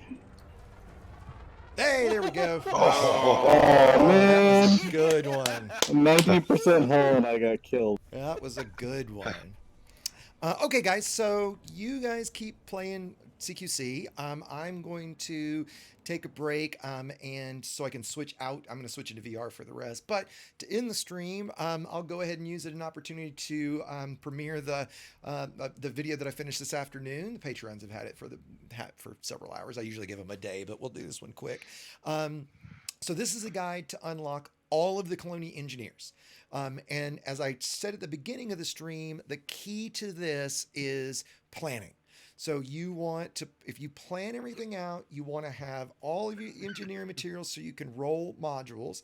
You want to have 100,000 credits in bounties. You want to have 10 tons of the osmium. You want to have a big jump range, and you want to have 200 tons of available cargo space. And with all that, I was able to do the entire process. I already had the engineering mats, but to mine the 10 tons of osmium, get the bounty, fly all the way to Colonia, unlock all the engineers, roll everything to grade 5, pin everything, and then fast travel to get back to the bubble. I was back in the bubble in under 5 hours, somewhere in the 4.5 hour range. So doesn't have to take forever. I'm going to, let's see, I think if I do an instant premiere, it actually gives 5 minutes. So let me first share the link for those that are watching and would like to come join me over there, because I'm going to end the stream and then move over to this video for chat. So if you guys want to meet me over there. Alex, by fast travel, did you mean you self-destructed when you Nope. were done? A little different than that, kind of. Cheater warp. You'll see it. You'll see it in the video. So yeah. So I'm going to say goodnight to everybody in the stream. Thanks everybody that joined tonight. Thanks you guys on Discord. I'll be streaming. I've decided what I'm going to do on Friday, but we'll do something on Friday at 1 Eastern for Friends on Friday. And if you got suggestions, people that you'd like to talk to or hear from in the community, please let me know. I'm always happy to take those suggestions. Otherwise, again, thanks everybody. It's been a great night. And yeah, I will see you guys. I'll see you guys sometime soon. So let's go ahead. Give me a second here. At least I got killed before I got killed. Okay. Again, thanks everybody. You guys have a good night.